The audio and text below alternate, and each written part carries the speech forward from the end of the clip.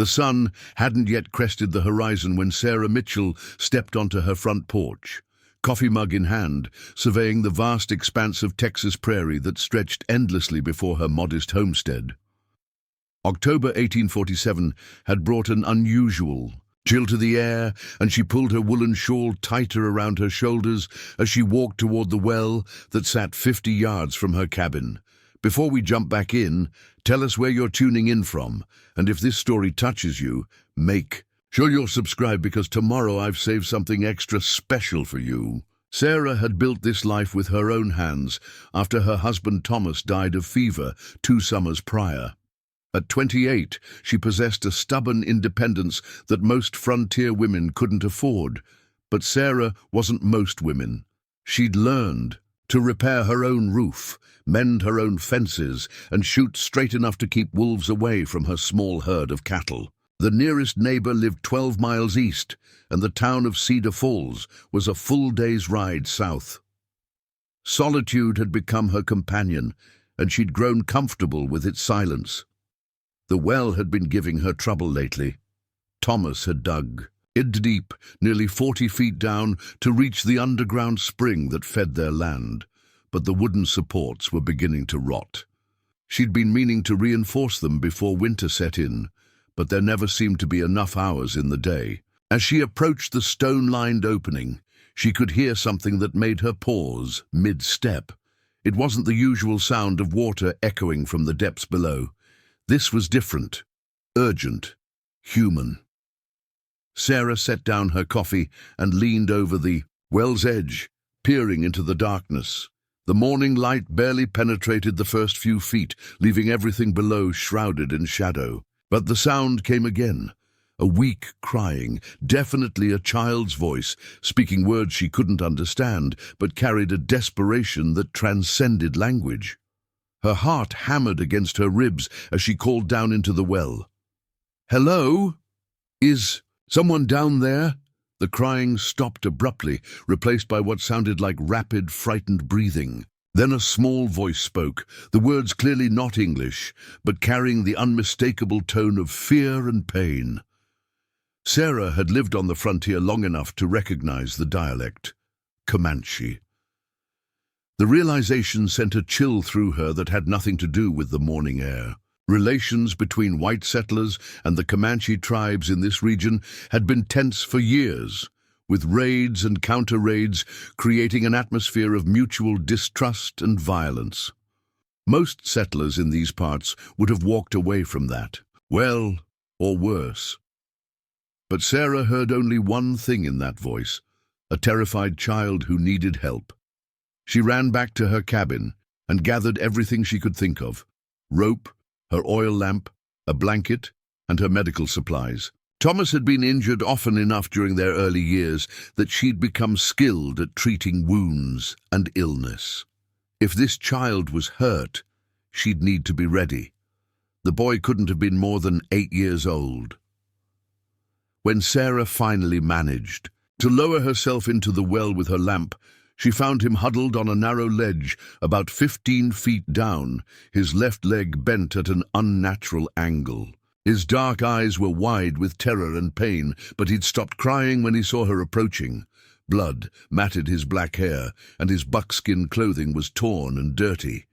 He spoke rapidly in Comanche when he saw her, his voice hoarse and desperate. Sarah didn't understand the words, but she recognized the tone of someone trying to explain something important. She held up her hands in what she hoped was a calming gesture and spoke softly. "I'm here to help you. I won't hurt you." The boy fell, silent, studying her face in the flickering lamplight. Whatever he saw there must have reassured him, because he nodded slightly and allowed her to examine his injuries. His leg was definitely broken, and he had a deep gash on his forehead that would need cleaning and stitching. But he was alive, and that was what mattered. Getting him out of the well proved to be the most challenging rescue Sarah had ever attempted. She had to fashion a makeshift pulley system using rope and a sturdy branch from the oak tree near her cabin. The boy, she decided to call him Little Wolf based on the wolf-tooth necklace he wore, gritted his teeth and remained silent throughout the entire ordeal, even when the movement obviously caused him excruciating pain. Once she had him safely in her cabin, Sarah set to work treating his injuries. She'd learned enough basic medical skills to set bones and stitch wounds, skills that were essential for anyone living so far from proper doctors. Little Wolf watched her every movement with intelligent dark eyes, occasionally speaking in Comanche, but never crying out even when she had to reset his broken leg. As she worked, Sarah found herself wondering how he'd ended up in her well. The nearest Comanche camps were supposed to be at least 50 miles north, according to what she'd heard in town. Had he been separated from his family during a hunt? Was he running from something? The questions swirled in her mind, but she pushed them aside.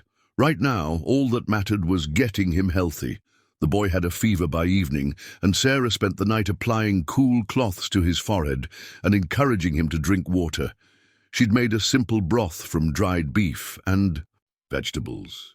And though he was initially suspicious of her food, hunger eventually won out.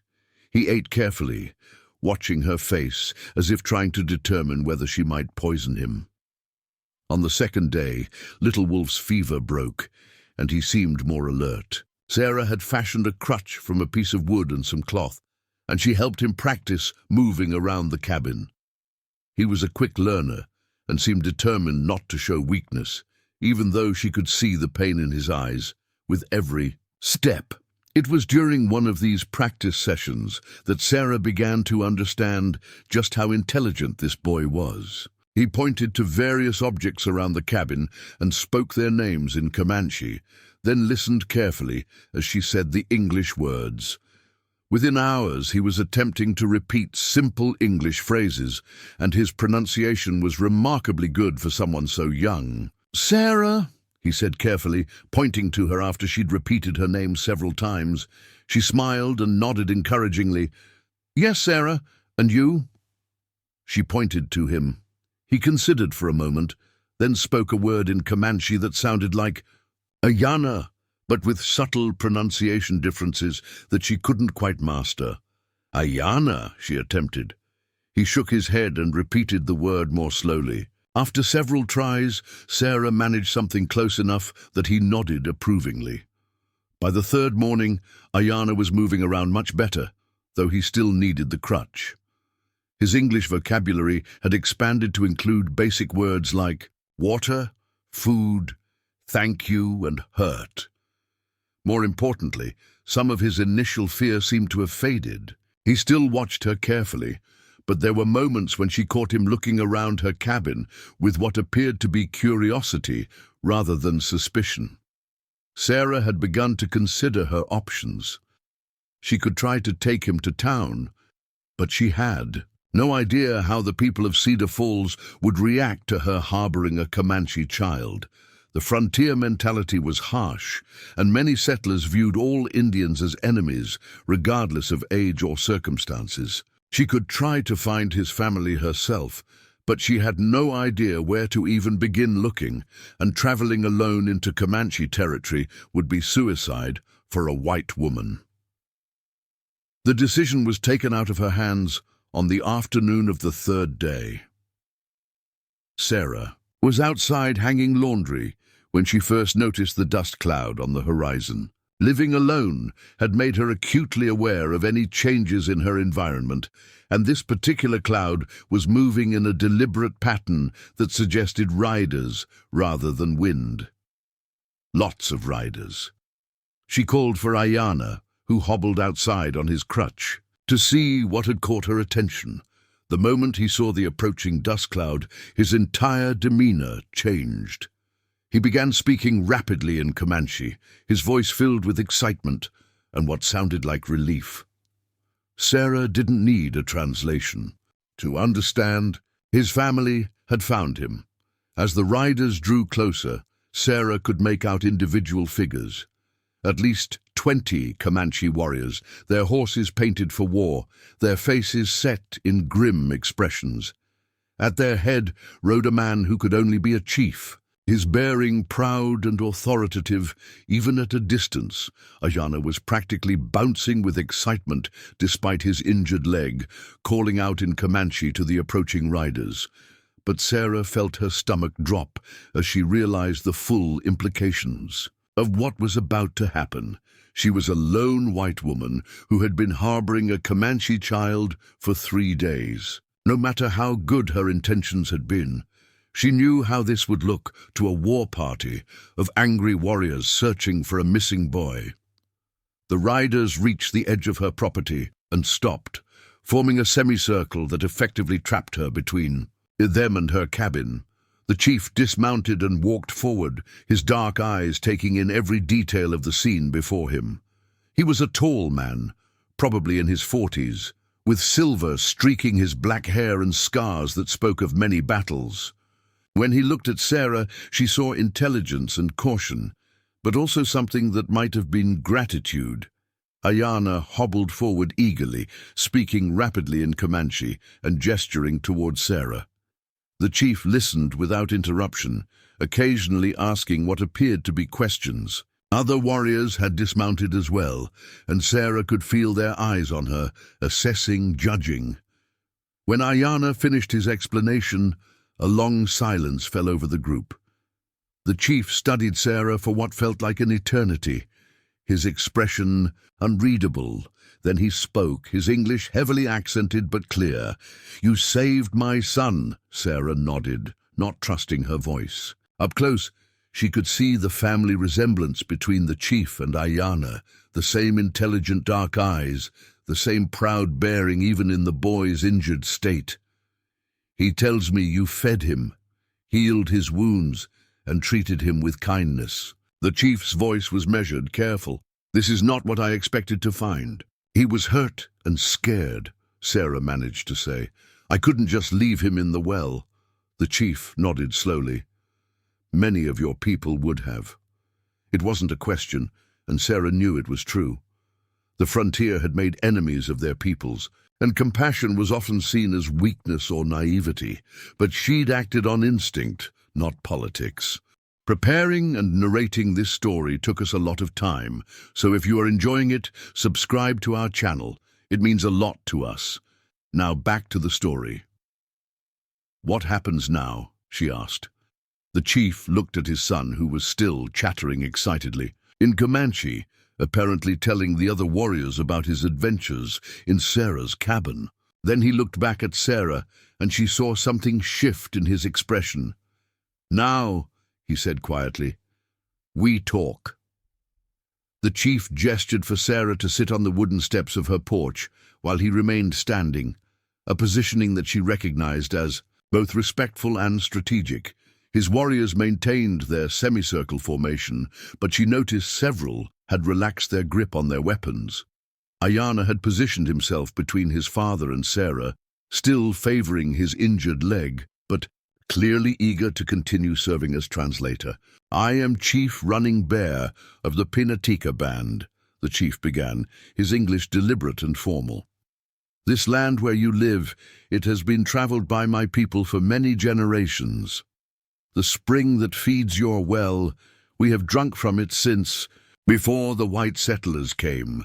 Sarah felt a chill that had nothing to do with the autumn air. She'd purchased this land legally from the territorial government, but she was beginning to understand that legal ownership and traditional usage were two very different concepts on the frontier.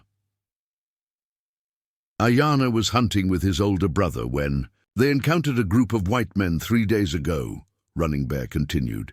There was shooting, his brother's horse was killed, and in the confusion, Ayana's horse bolted. The men chased him, but he managed to escape. In the darkness, he fell into your well. The story painted a picture that made Sarah's stomach clench. The men who were chasing him, do you know who they were? Running Bear's expression darkened. "We found their camp yesterday, buffalo hunters from the south, but they carried themselves like soldiers. They had scalps hanging from their belts." He paused, letting the implications sink in. "Not all were warriors. Sarah understood immediately. The scalps included women, children, and non-combatants. These weren't men defending themselves against raids. They were bounty hunters, collecting proof of kills for payment from territorial authorities who wanted the Comanche problem solved permanently. "Ayana's brother?" she asked quietly. "Wounded, but alive. He made it back to our camp and told us what happened. We have been searching for 3 days." Running Bear's voice carried the weight of a father's fear and relief. "We expected to find a body. Instead, we find our son healthy and speaking words of English, telling us of a white woman who showed him kindness." One of the warriors approached and spoke rapidly in Comanche. Running Bear listened, then nodded and responded. The conversation was brief but intense, and Sarah caught enough inflection to understand it wasn't entirely friendly. "My brother Stonewolf believes this is a trap," Running Bear explained. "He thinks you kept Ayana alive to use as bait, to draw us into an ambush. He wants to know why the other white men have not appeared." Sarah looked at the warrior who had spoken. Stonewolf was younger than Running Bear, perhaps in his 30s, with a lean build and eyes that held deep suspicion. Several scalps hung from his belt, and his war paint was fresh. This was a man who had seen too much violence to trust easily. "There are no other white men," Sarah said simply. "I live alone." Stonewolf spoke again, his tone sharp and questioning. Running Bear translated without being asked. "He wants to know why you live alone. He says white women do not live without men to protect them unless something is wrong." Sarah considered her answer carefully. The truth was complicated, and she wasn't sure how much these men would understand about a woman choosing independence over remarriage. But something about Running Bear's steady gaze told her that honesty would serve her better than evasion. "My husband died 2 years ago of fever. Other men in town wanted me to marry them so they could claim this land, but I preferred to keep it for myself. I can take care of myself." Running Bear translated this exchange, and Sarah watched the warriors' faces as they processed her words. Some looked skeptical, others curious. Stonewolf appeared unconvinced, but she caught a few of the older warriors nodding with what might have been respect. "You have children?" Running Bear asked. "No." The word came out more curtly than she intended, carrying old pain that she usually kept buried. "We were not blessed with children." Ayana, who had been following the conversation as best he could, suddenly spoke up in his mixture of Comanche and broken English. He gestured animatedly towards Sarah, then mimicked her actions of the past 3 days, treating his wounds, helping him walk, feeding him. The other warriors listened intently as he described her care. When he finished, an older warrior with grey streaking his hair approached and examined Ayana's leg. He spoke to Running Bear, who nodded and turned back to Sarah. "Crowfeather is our medicine man. He says the bone was set properly and is healing well. This is not easy to do." Running Bear's tone carried new respect. "You have training in healing?" "My husband was often injured when we were starting this homestead. I learned what I could from books and necessity." Sarah gestured toward her cabin. "I have medical supplies inside if you'd like to see them." Stonewolf immediately objected, his voice sharp with suspicion. The conversation that followed was heated, with several warriors taking sides. Sarah couldn't understand the words, but the body language was clear. They were debating whether to trust her enough to enter her home. Finally, Running Bear raised his hand for silence. He spoke briefly to Stonewolf, who reluctantly nodded, then turned to Sarah. "I will come inside with Crowfeather to see these supplies. The others will wait here." Sarah led them into her modest cabin, acutely aware of how small and vulnerable it must seem to men, accustomed to the vast openness of the plains. Her medical supplies were stored in a wooden box that Thomas had built for her. Bottles of laudanum and carbolic acid, rolls of clean bandages, needles and thread for stitching wounds, and various herbs she'd gathered and dried. Crowfeather examined each item carefully.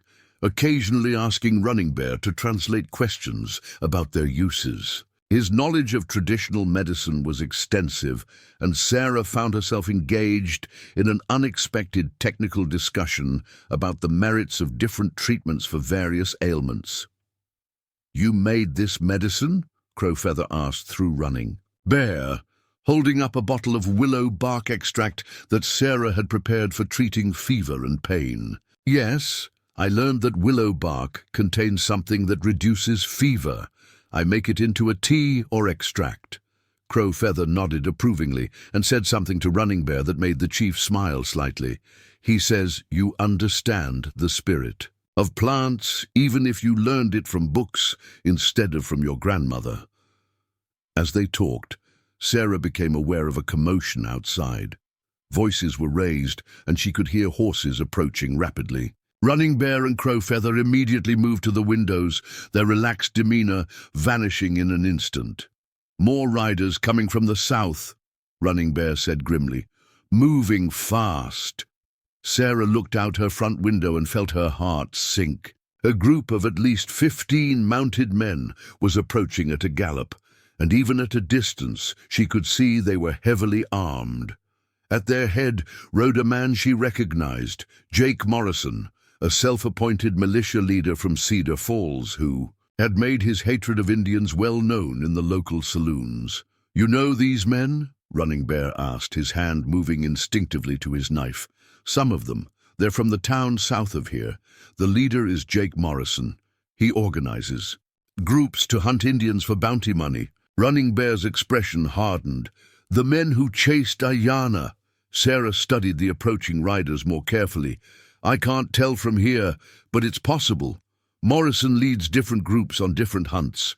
Outside, Stonewolf was barking. Orders in Comanche. The warriors quickly took defensive positions, using Sarah's cabin, well, and outbuildings as cover. Their earlier relaxed posture had vanished, replaced by the fluid efficiency of men who had fought many battles. Morrison's group pulled up about 50 yards away, just outside easy rifle range. Morrison himself rode forward a few more paces, his hand resting on the butt of his revolver. "Sarah Mitchell," he called out, "you got yourself surrounded by hostiles there. We're here to help." Sarah stepped out onto her porch, very aware that both groups of armed men were watching her every move. Running Bear and Crowfeather remained inside, but she could feel their presence behind her. "I'm fine, Jake," she called back. "There's no trouble here?" "That's not what it looks like from where I'm sitting." Morrison's voice carried the authority of a man accustomed to being obeyed. "We tracked a Comanche raiding party to your land, found signs they've been here for days.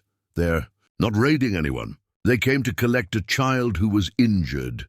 Morrison's laugh was harsh and disbelieving. "Sarah, you've been living alone too long. It's affected your thinking.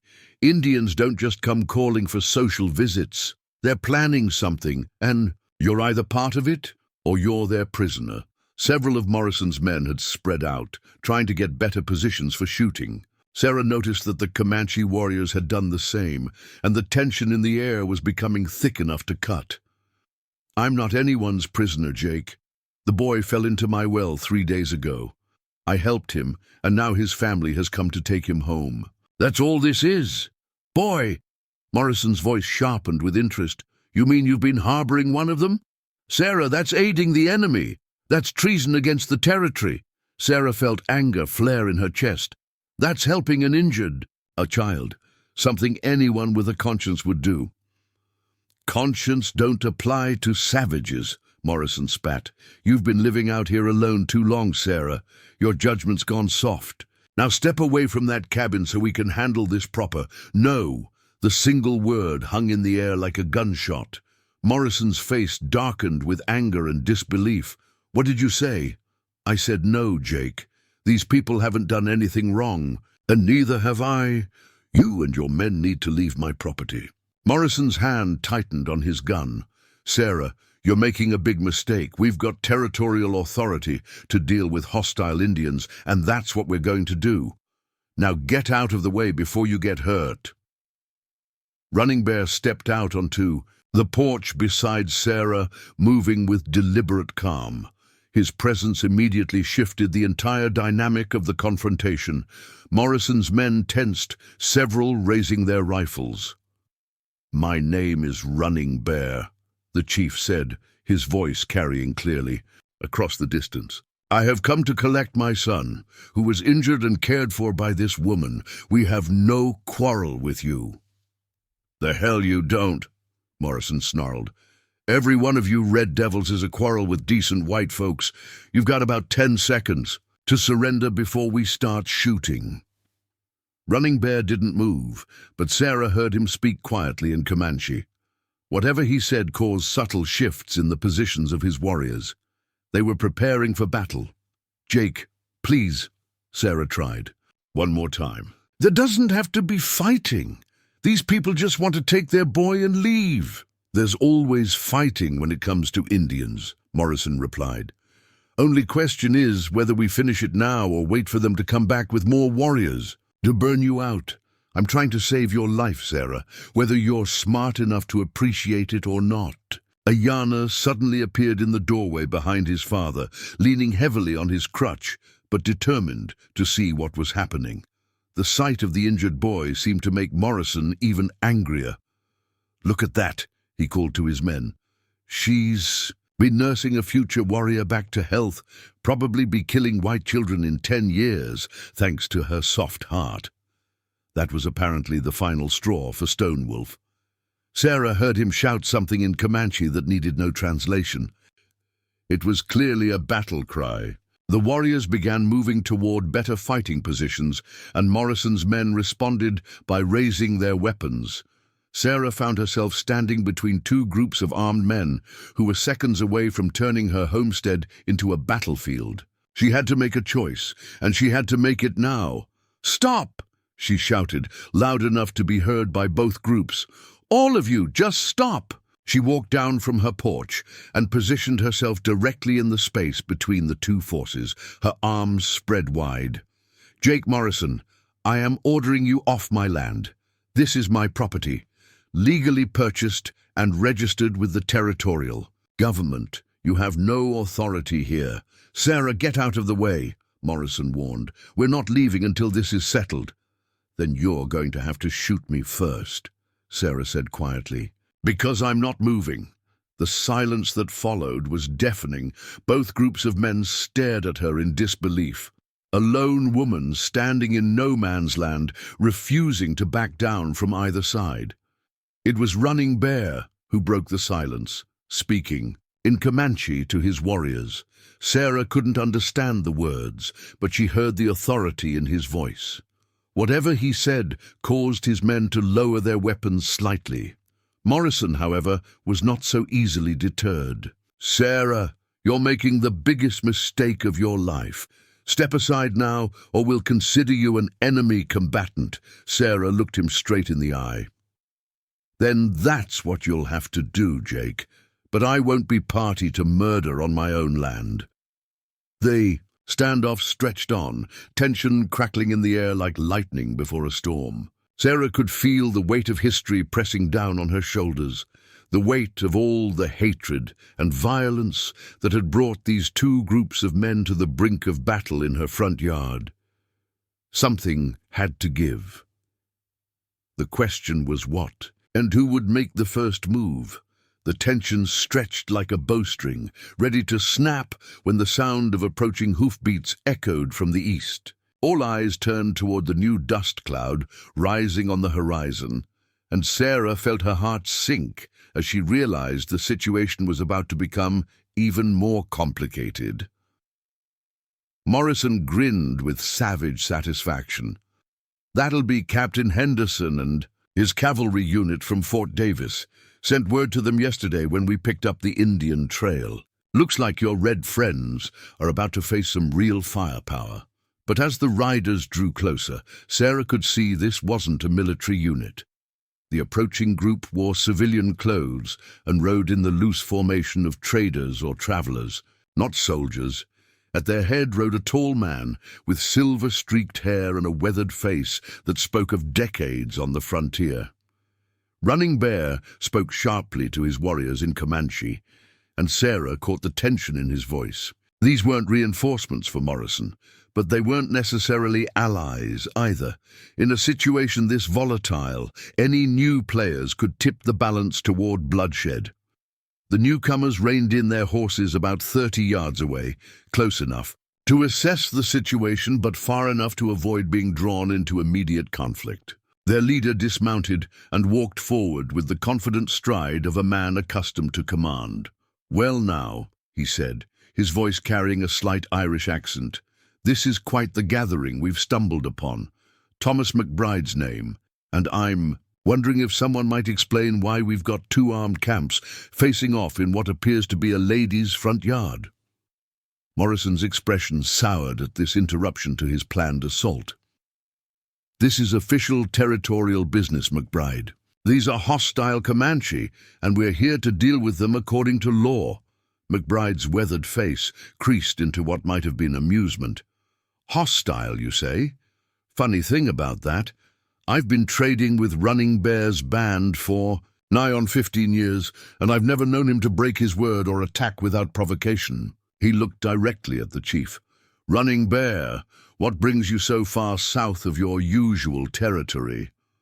Running Bear stepped forward slightly, his dignity intact despite the precarious situation. "My son was lost 3 days ago while hunting.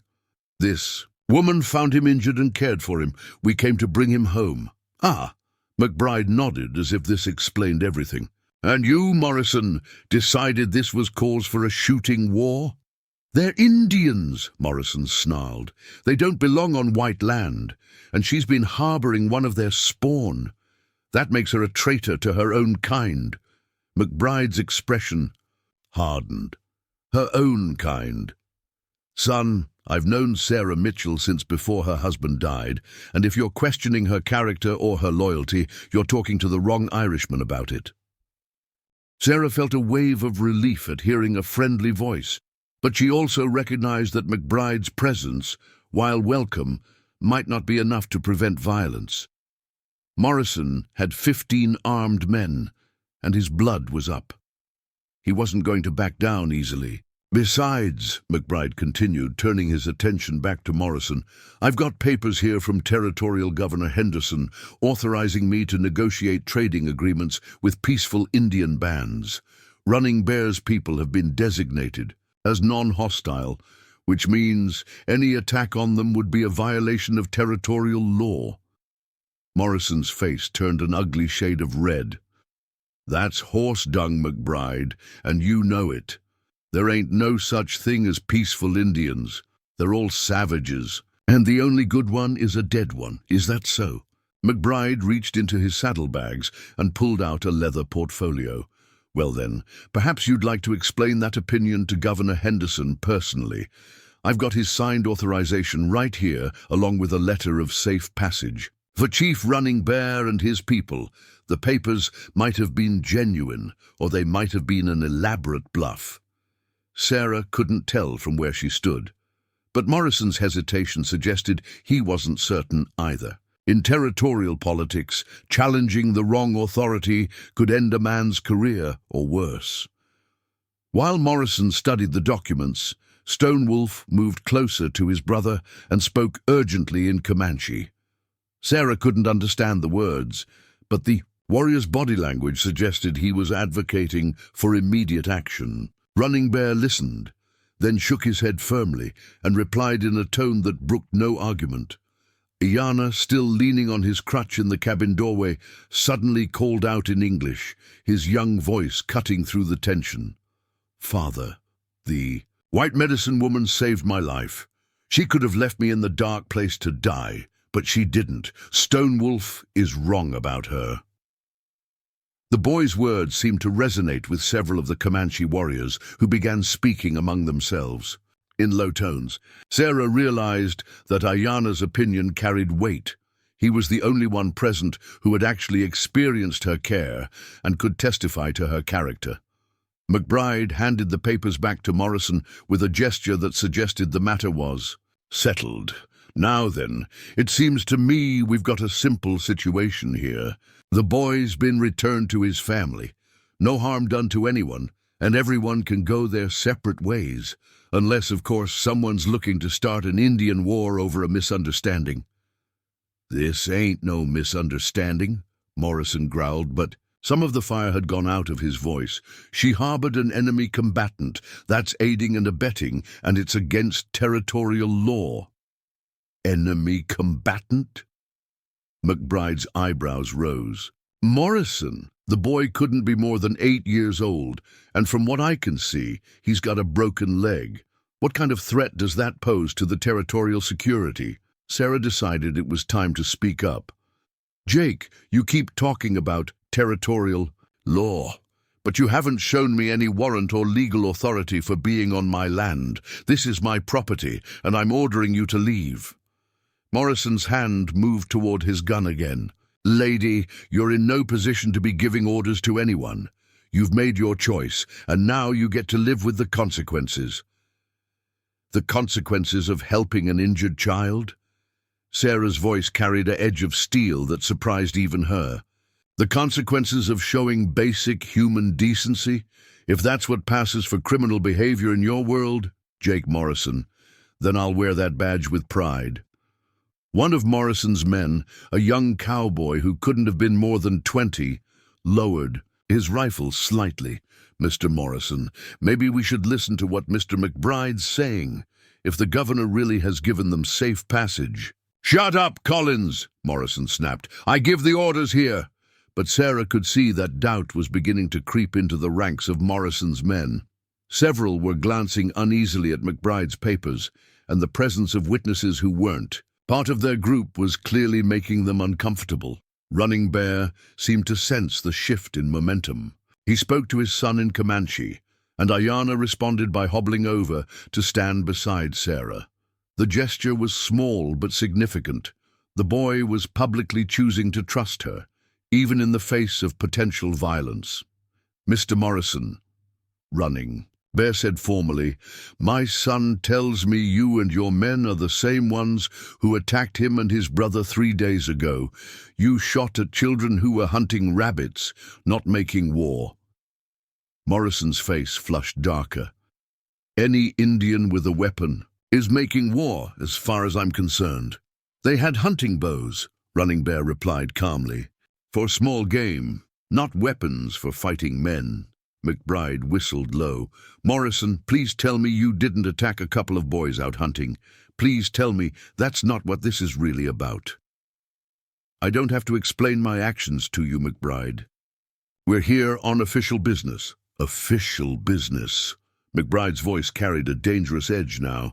Son, if you've been hunting children for scalp bounties, that's not official business. That's murder.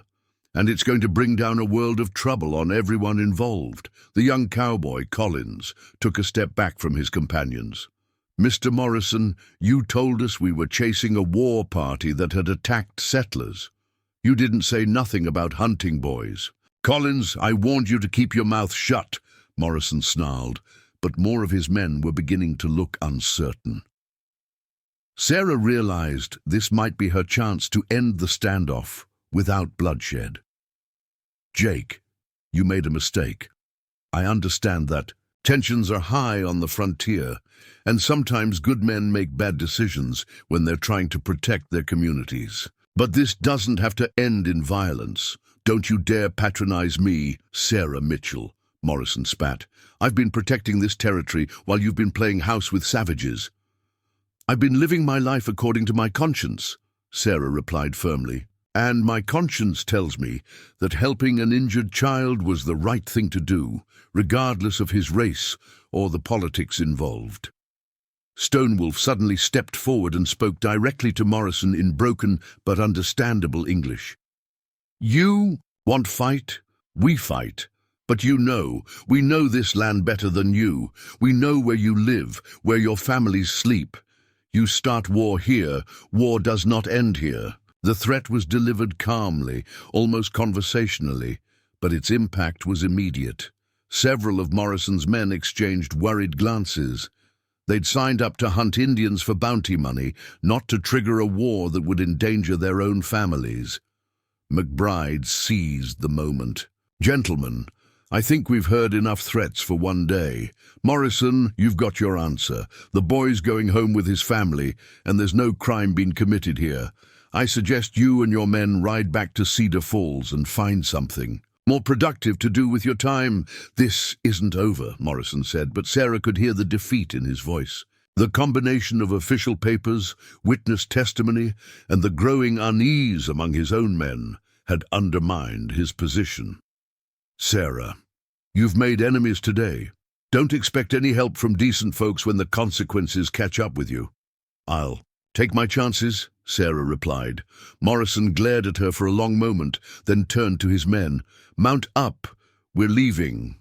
As Morrison's group rode away, the tension in the air began to dissipate, but Sarah knew the confrontation had changed. Something fundamental. She'd taken a public stand that would have consequences throughout the territory. News of what happened here would spread, and she'd have to live with the results. Running Bear approached her as the dust settled. "You risked much for my son. Why?" Sarah considered the question carefully. "Because it was the right thing to do. Because he's a child who needed help. Because—" She paused, searching for words to explain something she wasn't sure she fully understood herself. "Because I believe there has to be a better way for our people to live together than constant war. Many on both sides would call you foolish for believing such a thing," Running Bear said quietly. "Maybe they're right," Sarah admitted. "But I'd rather be foolish with hope than wise with hatred." Ayana spoke up from beside her, his English more confident than it had been just days before. "Father, she has good medicine, not just for healing bodies, but for healing hearts too." Running Bear smiled at his son, then looked back at Sarah with something that might have been respect. "My son sees clearly even when he is young. You have given us a gift that cannot be repaid with horses or hides." "I don't want repayment," Sarah said. "I just want him to grow up healthy and happy." "That is what all parents want for their children," Running Bear replied. "Perhaps that is where understanding begins." McBride had been quietly listening to the exchange, and now he stepped forward. "Sarah, I meant what I said about knowing your character. But Morrison was right about one thing. There will be consequences to what happened here today. Word's going to spread that you stood up to a scalp hunter to protect Comanche. That's going to make you friends in some quarters and enemies in others." Sarah nodded, understanding the implications. The frontier was a place where choosing sides could mean the difference between life and death, and she'd just chosen her side very publicly. "I'll deal with whatever comes," she said simply. Running Bear spoke to his warriors in Comanche, and they began moving toward their horses. The crisis was over, but Sarah sensed that something larger was just beginning. She'd crossed a line today, stepped outside the expectations of her society and her race. There would be no going back to the simple life she'd tried to build for herself. As the Comanche prepared to leave, Crow Feather approached her with something wrapped in soft deerskin. He spoke to Running Bear, who translated. He says, "This is a gift to thank you for caring for Ayana. It is medicine made from plants that grow only in our sacred places. It will help with healing, but more than that, it carries the blessing of our people." Sarah accepted the gift with gratitude, understanding that she was receiving more than just medicine. She was being acknowledged as a friend to the Comanche nation. Ayana hobbled over to her one last time, his crutch tapping against the hard-packed earth. In his mixture of English and Comanche, he said something that Running Bear translated with a smile. He says, "You will always be his white mother, and if you ever need help, you have only to send word to the Penateca band. We will come." As the Comanche rode away into the gathering dusk, Sarah stood alone in her yard, watching until they disappeared into the vastness of the Texas plains. The silence that followed felt different than the solitude she'd known before. Heavier, with possibility and consequence. McBride remained behind, his trading party making camp near her well with practiced efficiency. As night fell, he joined her on her porch, both of them staring out at the stars that seemed impossibly bright in the clear frontier sky. "You know there's no going back from this," he said quietly. "I know. Morrison's not going to forget what happened here. Men like him don't forgive being humiliated, especially not by a woman." Sarah sipped her coffee and considered this. "Then I guess I'll have to be ready for whatever he brings next. You planning to stay here? Alone?" "This is my home," Sarah said firmly. "I'm not running." McBride nodded approvingly. "Good. The frontier needs more people with backbone and fewer with just bullets." He paused, then added, "But backbone alone might not be enough if Morrison decides to come back with a bigger group." Sarah had been thinking the same thing, but hearing it spoken aloud made the reality more concrete. She'd made powerful enemies today, and they wouldn't hesitate to use violence to settle the score. "What would you suggest?" she asked. McBride was quiet for a long moment, apparently weighing his words carefully. "Well, there might be options. People who think like you do, who believe there's got to be a better way than constant fighting, but it would mean getting involved in something bigger than just your homestead." "What kind of something?" "The kind that could change the whole territory," McBride said quietly, "but also the kind that could get you killed if you choose the wrong side." As Sarah pondered his cryptic words, she realized that saving Ayanna from the well had been just the beginning. She'd set in motion forces that would reshape not only her own life, but the entire relationship between white settlers and the Comanche nation. The question now was whether she had the courage to see it through to the end. 3 weeks after the confrontation in her yard, Sarah discovered exactly what McBride had meant about choosing sides. She was mending a section of fence damaged by a recent storm when she spotted a lone rider approaching from the direction of Cedar Falls. The horse moved at an urgent pace, and as it drew closer, she recognized Martha Henley, the preacher's wife. From town, Martha's usual composure was gone, replaced by obvious distress. Her hair had escaped its normally perfect bun, her dress was dusty from hard riding, and her face bore the expression of someone carrying terrible news. "Sarah!" Martha called out before she'd even dismounted. "Thank God you're alive!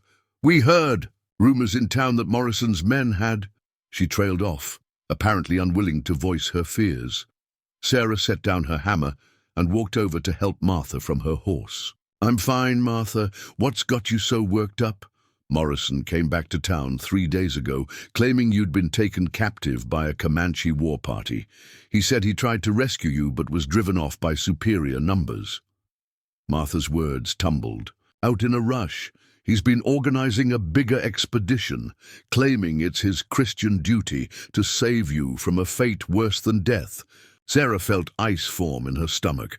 How big an expedition? Near 40 men, and they've sent word to Fort Davis requesting military support. Captain Henderson's supposedly considering it. Martha searched Sarah's face for signs of trauma. "But you weren't captured, were you? You look perfectly well." "Sit down, Martha. I'll get you some water, and then I'll tell you what really happened." As Martha rested in the shade of Sarah's porch, Sarah recounted the true events of 3 weeks ago. She watched her friend's expression change from relief to confusion to alarm as the story unfolded. "You mean Morrison lied about everything?" Martha asked when Sarah finished. "The war party, your capture, the rescue attempt, every word of it. He attacked a child and his brother, then tried to murder the family when they came to collect their boy." Martha was quiet for a long moment, processing this information. "Sarah, you have to understand how this looks to people in town. Morrison's version makes him a hero trying to save a helpless woman. Your version makes him a liar and a would-be murderer." Sarah finished. "I know how it looks, Martha, but I also know what I saw. The problem is, nobody else saw it except you and the Indians, and in Cedar Falls, the word of Indians doesn't carry much weight against the word of a white man. Sarah had been dreading this conversation, but she'd known it was inevitable. Small frontier communities survived on shared trust and common cause. By aligning herself with the Comanche against fellow whites, she'd violated an unspoken but fundamental rule of frontier society. There's something else, Martha continued reluctantly. Morrison's been telling people that your isolation has affected your mind. He's suggesting that you've developed unnatural sympathies for the Indians because you've been alone too long. The implication was clear and insulting. In the 1840s, a woman who defied conventional wisdom about racial relations could easily be dismissed as hysterical or mentally unstable. It was a convenient way to discredit her testimony without having to address the substance of her claims. And people believe him? Martha's hesitation was answer enough. Some do, others aren't sure what to think. But Sarah, the fact remains that Morrison has 40 armed men ready to ride out here in a few days. Whether they believe his story or not, they're not going to back down when they arrive and find you safe and sound. It'll make them look foolish, and men don't like being made to look foolish. Sarah considered her options. She could try to leave, but running would only confirm Morrison's claims about her mental state. She could try to convince the townspeople of the truth, but Martha was right. Her word against Morrison's wouldn't carry much weight, especially when her version painted their fellow whites as the villains. "What would you do, Martha?" Sarah asked. Martha was quiet for a long time, staring out at the prairie that stretched endlessly toward the horizon. "Honestly, if I were in your position, I'd probably pack up and head east, find a city where nobody knows the story and start over. And leave Morrison to continue hunting children for bounty money? Sarah, you can't save the world. Sometimes the best you can do is save yourself." But even as Martha spoke the words, Sarah could see in her friend's expression that she didn't really believe them. Martha Henley had spent her life as a preacher's wife, ministering to the sick and poor, standing up for those who couldn't defend themselves. She understood the moral imperative that drove Sarah's actions, even if she couldn't bring herself to endorse them publicly. "What if there was another way?" Sarah asked. "What if I could prove Morrison was lying without just relying on my word against his?" Martha looked skeptical. "How would you do that?" Sarah was thinking of McBride's cryptic comments about people who thought like she did, about options that could change the whole territory. "I'm not sure yet, but I think I might know someone who could help." That evening, after Martha had returned to town with promises to send word if Morrison's expedition moved faster than expected, Sarah sat on her porch and considered her situation. She was essentially under siege, facing an enemy who controlled the narrative and had superior numbers. In military terms, her position was untenable. But Sarah had learned something from her encounter with Running Bear that Morrison probably hadn't considered. The Comanche chief had mentioned that his people knew this land better than the white settlers, knew where families slept, and how to wage war on their own terms. If Morrison was determined to turn this into a conflict, perhaps it was time to make use of the alliance she'd inadvertently created. The next morning brought visitors from an unexpected direction. Sarah was drawing water from her well when she noticed riders approaching from the north, the direction of Comanche territory. As they drew closer, she recognized Stone Wolf leading a small group of warriors. Unlike their previous visit, this group moved with the stealth and purpose of a war party. Stone Wolf dismounted and approached her with the formal bearing she remembered from their first encounter. His English had improved noticeably since their last meeting. "Sarah Mitchell," he said with careful pronunciation, "I bring words from Running Bear. Is everything all right? Is Ayana well?" The boy healed strongly. He speaks often of the white medicine woman who saved his life. Stonewolf's expression remained serious. But we have heard troubling news. White men from the southern town gather weapons and horses. They speak of war against our people. Sarah felt her stomach tighten. How did you hear this? We have friends. Among the traders, they tell us Morrison claims you were taken by force, that rescue is needed. Stonewolf studied her face carefully. This is not true? No, it's not true. Morrison is using lies to justify an attack on your people. He wants revenge for being humiliated in front of his men. Stonewolf nodded grimly. This is what Running Bear thought. He sends me to offer protection. You saved his son. Now we save you. The offer was both generous and problematic. Accepting Comanche protection would confirm every accusation Morrison had made about her loyalties. But refusing it might mean facing 40 armed men alone. What kind of protection? Sarah asked. We take you north to our winter camp. You live with our people until danger passes. Running Bear's wife will welcome you as a sister. Sarah was touched by the offer, but she knew it wasn't a real solution. Stonewolf, if I disappear right before Morrison's expedition arrives, it will only confirm his story. He'll tell everyone that the Comanche came back and took me captive. It will give him justification for a war against your people. Stonewolf considered this, his expression thoughtful. Then what do you propose? Before Sarah could answer, another dust cloud appeared on the horizon, this one from the east. As the riders approached, she recognized McBride's trading party, returning from whatever business had taken them away for the past 3 weeks. Maybe I don't have to propose anything, Sarah said. Maybe the solution is about to present itself. McBride rode up to the gathering with the casual air of a man accustomed to finding unusual situations in his travels. He nodded politely to Stonewolf, then dismounted and approached Sarah. Miss Mitchell, I see you're entertaining guests again. I take it this visit is related to the rumors I've been hearing in my travels? What rumors? That Jake Morrison is raising an army to rescue you from Comanche captivity, and that he's petitioned the territorial government for official support. McBride's expression was grim. I also heard that Governor Henderson is considering the request, partly because of pressure from influential citizens in Cedar Falls. Sarah felt the last of her options slipping away. If the territorial government officially sanctioned Morrison's expedition, it would become more than just a personal vendetta. It would be an act of war, with all the resources of the territory behind it. There's something else, McBride continued. I've been to Austin, meeting with certain parties who share your views about finding alternatives to constant warfare. The governor's decision on Morrison's request is going to serve as a test case for territorial policy toward peaceful Indian relations. Stonewolf had been following the conversation with obvious concern. You speak of territorial government. What is their decision?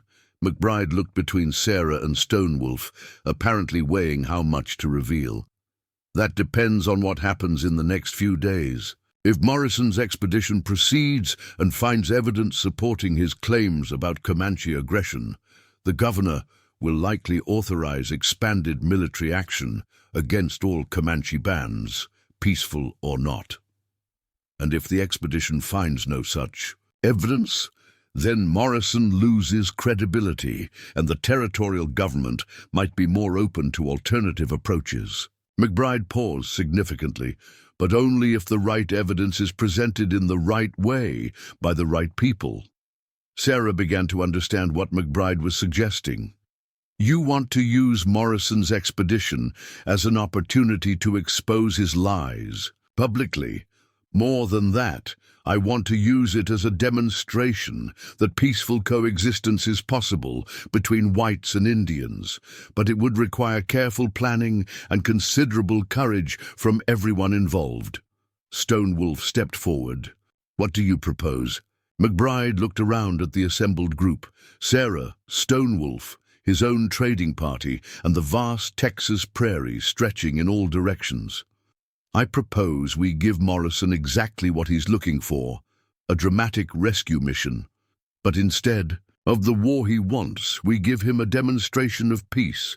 The plan McBride outlined was audacious and risky. When Morrison's force arrived expecting to find Sarah held captive by hostile Comanche, they would instead find her free and unharmed, hosting a peaceful gathering between white traders and Comanche representatives. The contrast between Morrison's war rhetoric and the reality of cooperative relations would be stark and public. The key, McBride explained, is documentation. I've got official observers coming from Austin, territorial officials who will witness everything and report back to the governor. Morrison won't be able to spin this his way if there are credible government witnesses to contradict him. Stone Wolf listened to the plan with growing interest. And if Morrison refuses to accept what he sees, if he attacks anyway, then he'll be attacking peaceful civilians in front of territorial officials, which would end his career and probably land him in prison. McBride's expression was confident. Morrison's not stupid, just prejudiced. When faced with those consequences, he'll back down. Sarah saw the elegance of the plan, but she also saw its dangers. What if Morrison doesn't back down? What if his hatred overrides his self-preservation? Then we'll be ready for that too, McBride said quietly. But I don't think it will come to that. Morrison's power comes from controlling the narrative. Take that away from him, and he's just another bully with a gun. Stone Wolf spoke briefly with his warriors in Comanche, then turned back to the group. Running Bear will agree to this plan, but we want assurances that if violence comes, we will not stand alone. McBride nodded. You won't stand alone. I've got friends throughout the territory who are tired of the constant warfare. They're ready to support a different approach, but they need to see that it can work. As the sun set over the prairie, Sarah found herself at the center of a conspiracy that could reshape the future of Texas. The plan was risky, depending on precise timing and the cooperation of people who had every reason to distrust each other. But it offered something that neither continued warfare nor retreat could provide, the possibility of genuine change. When do we start? She asked. McBride smiled. We already have. Morrison's expedition is scheduled to arrive in 4 days. That gives us just enough time to set the stage for the most important performance any of us will ever give. Stone Wolf mounted his horse and prepared to return to his people with news of the plan. Before leaving, he approached Sarah one final time. You know that if this fails, you can never return to your old life, he said quietly. Win or lose, you will be changed by what comes next. Sarah looked around at her homestead, the cabin she'd shared with Thomas, the well where she'd first heard Ayana's cries, the prairie that had been her sanctuary for 2 years. She was about to risk everything on a gamble that most people would consider insane. I was changed the moment I decided to pull that boy out of the well, she replied. Everything else is just consequences.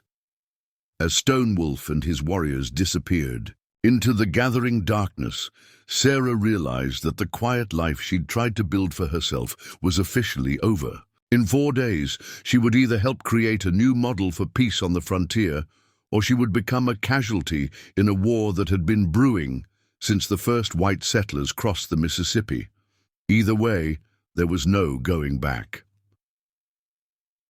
The morning of the 3rd day brought an unexpected complication that threatened to unravel McBride's carefully orchestrated plan.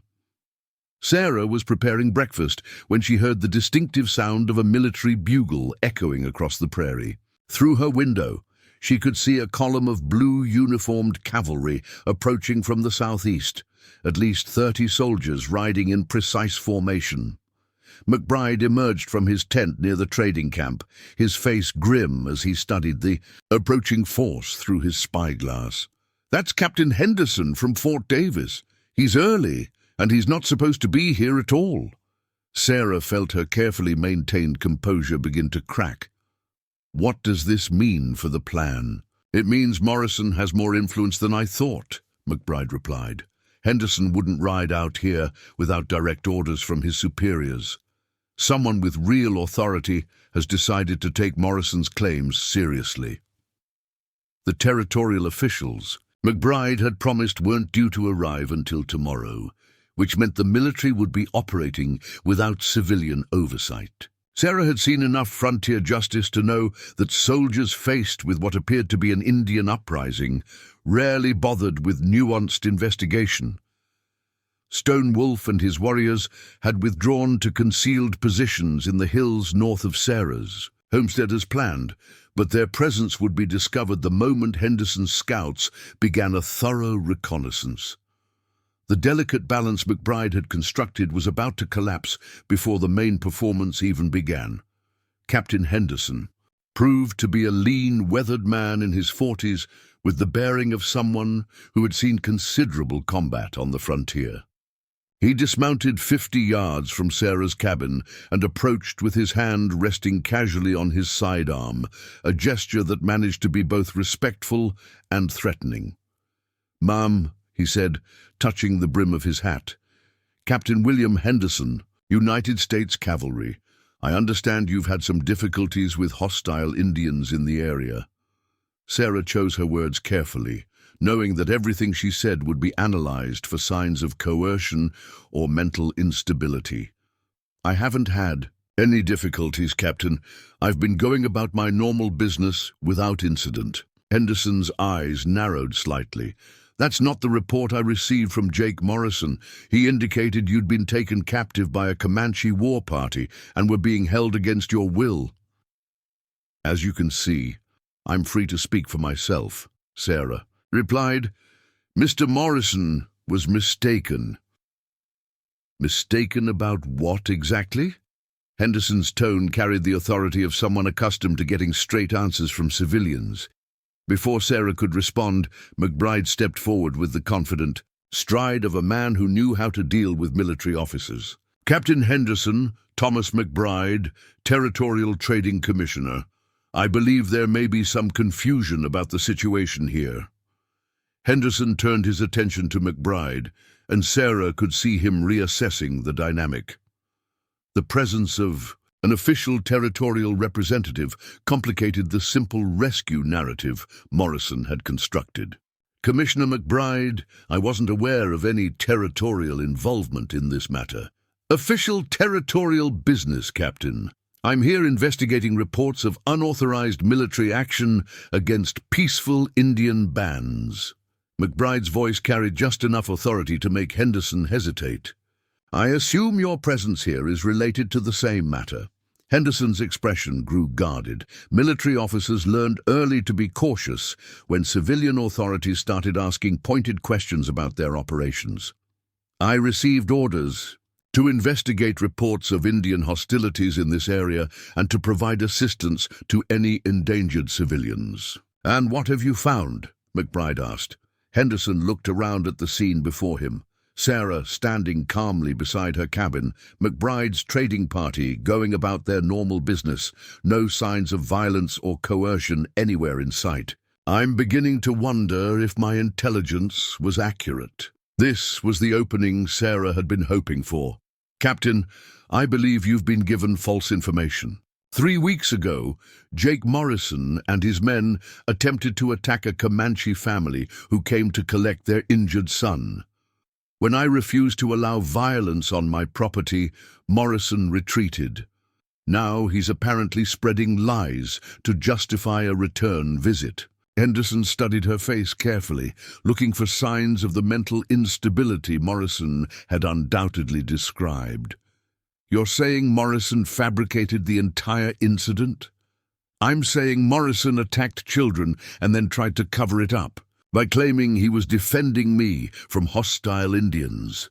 The accusation hung in the air like smoke from a gunshot. Henderson was faced with a choice between believing a respected military contractor like Morrison or a lone woman whose story painted his informant as a liar and potential war criminal. "These are serious allegations, ma'am. Do you have any evidence to support them?" Before Sarah could answer, a commotion arose from Henderson's cavalry unit.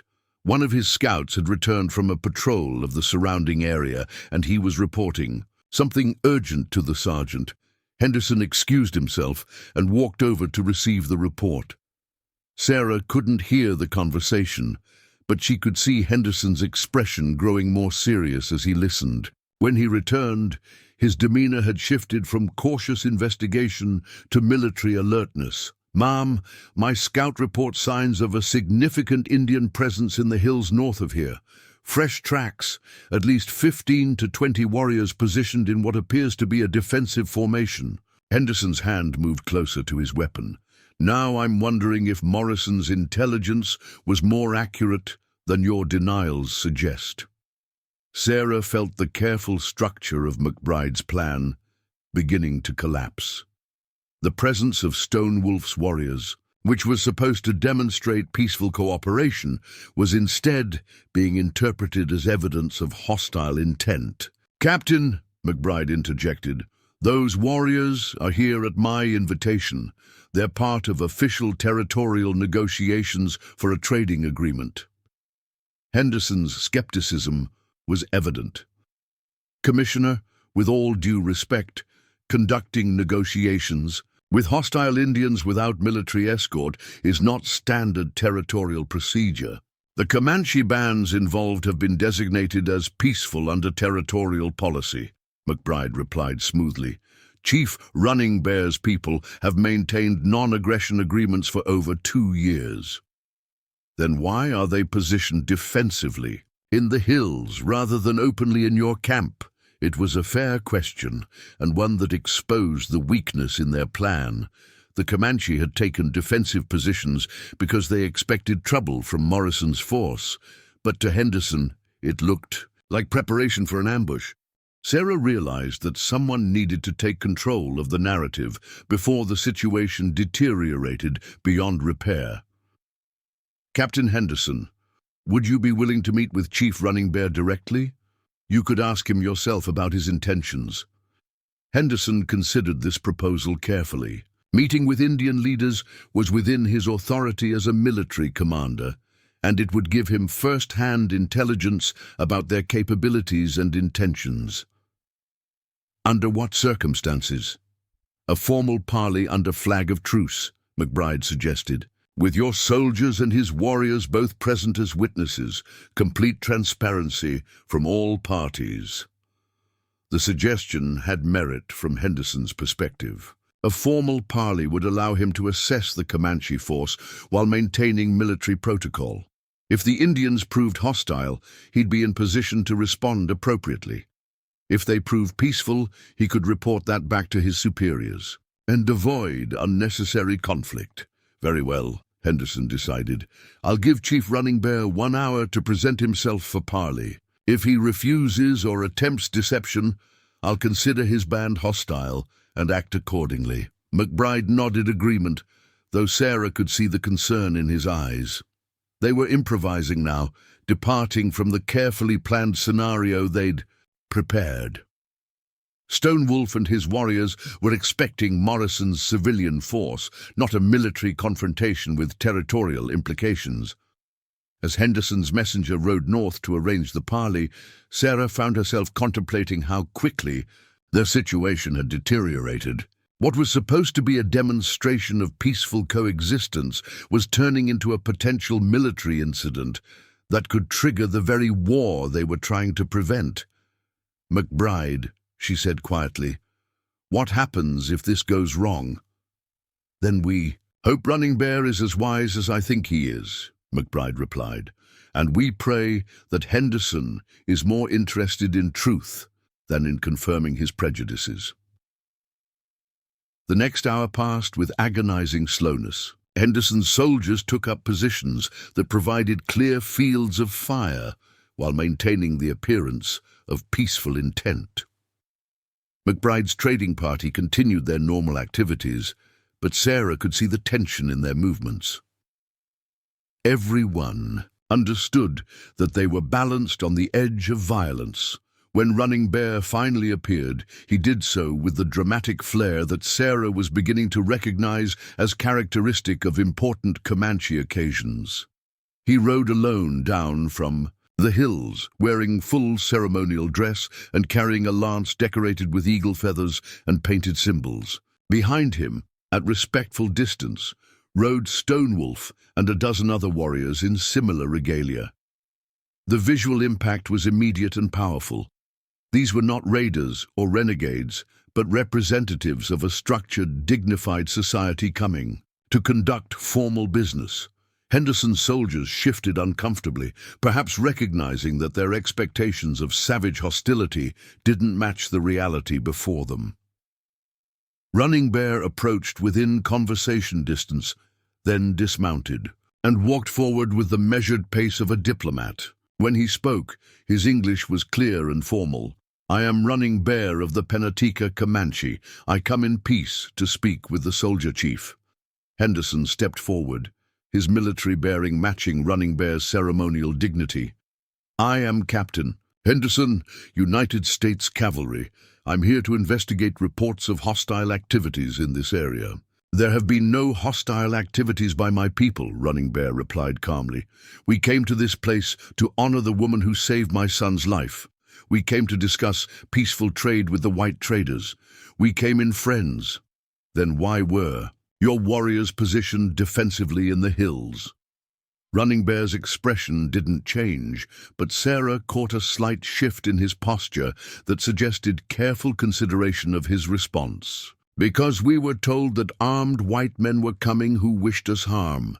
We prepared to defend ourselves if necessary, but we hoped it would not be necessary." The answer was honest and reasonable, but it raised new questions about who had provided the Comanche with intelligence about Morrison's plans. Henderson's trained eye would have caught the implication immediately. "Who told you armed men were coming?" Henderson asked. "The trader McBride warned us that Jake Morrison sought revenge for being denied the chance to kill my son 3 weeks ago." Henderson turned to look at McBride, his expression sharp with suspicion. "Commissioner, you've been in communication with these Indians about military matters?" McBride met his gaze steadily. "I've been conducting legitimate territorial business, Captain. Part of that business involves preventing unnecessary conflicts that could destabilize the entire region. By coordinating with Indian war parties, by facilitating communication between territorial representatives and peaceful Indian leaders." McBride's voice carried the authority of his position. "Unless you're suggesting that territorial policy should be conducted without regard for preventing violence." Henderson found himself in a difficult position. Criticizing territorial policy decisions was outside his authority as a military officer, but ignoring potential security threats was a dereliction of duty. The situation required diplomatic skills that weren't taught at military academies. Running Bear seemed to sense Henderson's dilemma and offered a solution. "Soldier Chief, you are welcome to examine our camp and speak with our warriors. You will find weapons for hunting and for defense, but no preparation for war against your people." The offer was both generous and shrewd. It demonstrated confidence in their peaceful intentions while allowing Henderson to gather the intelligence he needed to write his report. It also publicly committed the Comanche to transparency, making any hidden hostile preparations impossible.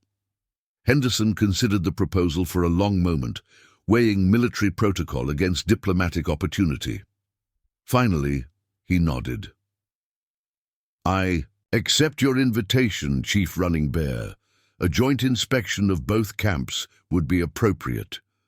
As arrangements were made for the formal inspection, Sarah realized that McBride's plan was actually working, despite the unexpected complications. The arrival of military authority had initially seemed like a disaster, but it was providing something Morrison's civilian force couldn't offer: official credibility for whatever conclusions were reached. If Henderson's report confirmed the peaceful nature of the Comanche presence, it would carry far more weight with territorial authorities than McBride's word alone.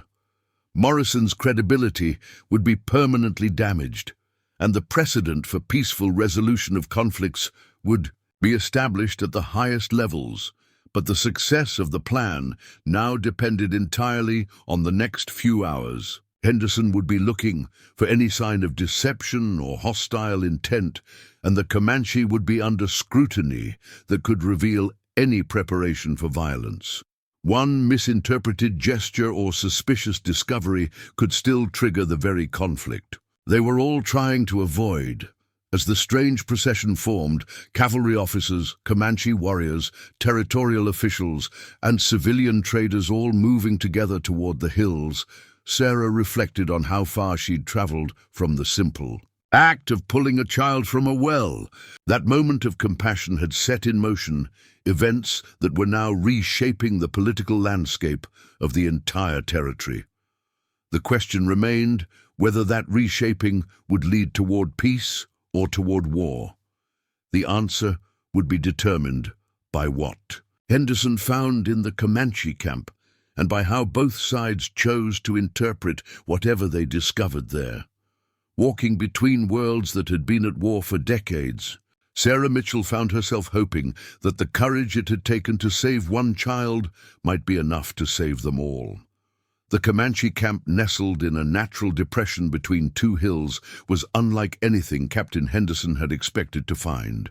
Instead of a military encampment prepared for war, he discovered what appeared to be a temporary village focused on family life and peaceful activities. Women were preparing food over carefully contained fires, children played supervised games with wooden toys, and elderly men sat in circles sharing stories and pipe smoke. Henderson's trained eye catalogued every detail as Running Bear led the inspection party through the camp. The weapons visible were indeed hunting implements and defensive arms. Bows designed for taking deer rather than fighting mounted enemies, lances decorated for ceremony rather than sharpened for battle.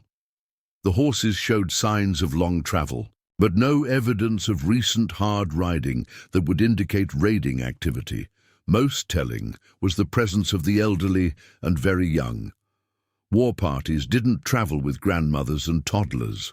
This was clearly an extended family group that had made the journey specifically for the purpose they'd stated, to honor Sarah Mitchell and participate in peaceful trade negotiations. Crow Feather, the medicine man Sarah remembered from their first encounter, approached the group carrying a bundle wrapped in soft leather. Through Running Bear's translation, he explained that he wished to demonstrate traditional Comanche healing practices as evidence of their peaceful intentions. My grandfather says that people who make war do not carry medicine bundles for healing. Running Bear translated, he offers to show your medicine chief how our people treat wounds and sickness. Henderson looked questioningly at his company surgeon, a young lieutenant named Bradley, who had accompanied the expedition.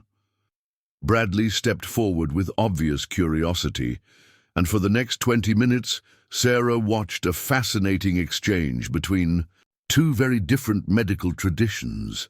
Crow Feather displayed various herbs and explained their uses through Running Bear's translation, while Bradley demonstrated his surgical instruments and European-trained techniques. Despite the language barrier and cultural differences, both men clearly recognized professional competence in the other. Their mutual respect was evident and genuine. "Captain," Bradley said quietly, "this man knows more about treating arrow wounds and setting broken bones than most surgeons I've trained with. His knowledge is extensive and practical." Henderson nodded, filing away another piece of evidence that contradicted Morrison's narrative of savage hostility. These people possessed sophisticated knowledge and maintained complex social structures. They were not the mindless raiders Morrison had described. Stone Wolf appeared at Running Bear's side and spoke urgently in Comanche. The chief listened, then turned to Henderson with an expression of concern. "Captain, my brother reports that a large group of white men approaches from the south, perhaps 40 riders, moving fast and armed for war." Henderson immediately sent 2 of his scouts to confirm the report while ordering his remaining soldiers to defensive positions. The carefully orchestrated inspection was about to become something far more dangerous. "Morrison," McBride said grimly. "He's ahead of schedule." Sarah felt her stomach drop as she realized the implications. Morrison's force would arrive expecting to find her held captive by hostile Indians. Instead, they would discover her free and unharmed, participating in what appeared to be a friendly gathering between military officers and Comanche leaders. Morrison's entire justification for his expedition would be revealed as false in the most public and humiliating way possible. "He won't be able to back down from this," Sarah said, "not with 40 men watching and his reputation on the line." Henderson was thinking the same thing. "Chief Running Bear, I need your people to remain calm regardless of what happens next. Any aggressive action could trigger a battle that none of us want." Running Bear spoke briefly to Stonewolf, who nodded and began moving through the camp, speaking quietly to the warriors. Sarah could see them taking positions that would provide protection for the women and children while maintaining defensive capabilities. Their movements were disciplined and purposeful, the actions of experienced fighters preparing for a confrontation they hoped to avoid. The sound of approaching hoofbeats grew louder, and Henderson's scouts returned with confirmation of Stone. Wolf's report: 43 armed men led by Jake Morrison, riding hard and showing every sign of hostile intent. "Captain," one of the scouts reported, "they're flying a territorial militia flag and claiming official authority. Morrison's telling his men they're here on a government rescue mission." Henderson's expression darkened. Unauthorized use of territorial symbols was a serious offense, but more immediately concerning was the implication that Morrison had deceived his own men about the nature of their mission. 40 civilians who believed they were conducting an official rescue operation would be far more dangerous than 40 men who knew they were seeking personal revenge. "Sir," the scout continued, "they've got a cannon with them.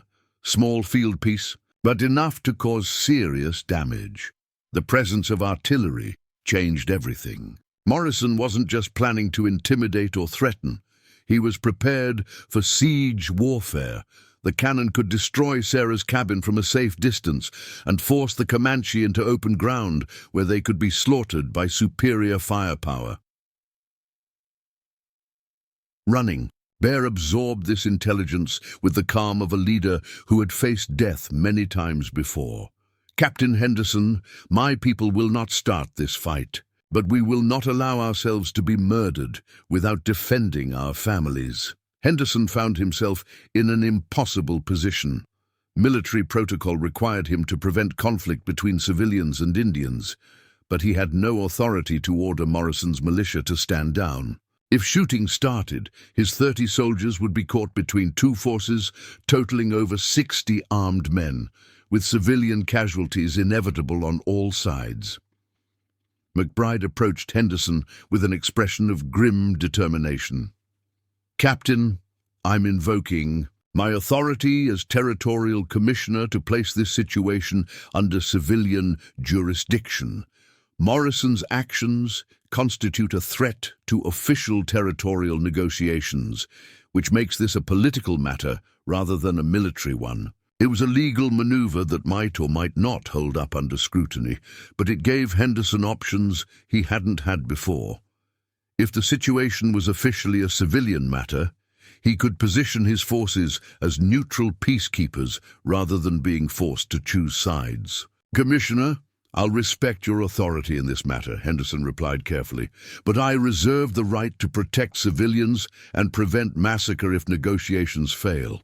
Sarah realized that she was about to become the central figure in a confrontation that would determine not just her own fate, but the future of white Indian relations throughout the territory. Morrison's expedition had been organized around the fiction of rescuing her from captivity.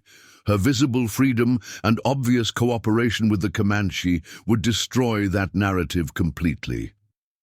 "McBride," she said quietly, "what happens when Morrison realizes his entire justification for being here was a lie? Then we find out whether he's more interested in maintaining his reputation or avoiding a massacre." McBride replied. Men like Morrison don't like being proven wrong publicly. The question is how far he'll go to avoid admitting his mistakes. The sound of Morrison's force was now clearly audible from the south. Dust clouds marked their approach, and Sarah could see individual riders beginning to emerge from the haze. At their head rode Morrison himself, his posture confident and aggressive as he led what he believed to be a righteous mission. Running Bear gathered his senior warriors around him and spoke in Comanche for several minutes. When he finished, Stone, Wolf and the others nodded grimly and began moving toward their positions. Whatever the chief had told them, it had prepared them for the worst, while hoping for the best. "Sarah," Running Bear said, approaching her with ceremonial formality, "what happens next will determine whether your act of kindness leads to peace or war. My people are ready to honor the debt we owe you, whatever the cost." Sarah felt the weight of responsibility settling on her shoulders like a physical burden. Her decision to save Ayana had set all of this in motion, and now dozens of lives hung in the balance of how the next few minutes unfolded.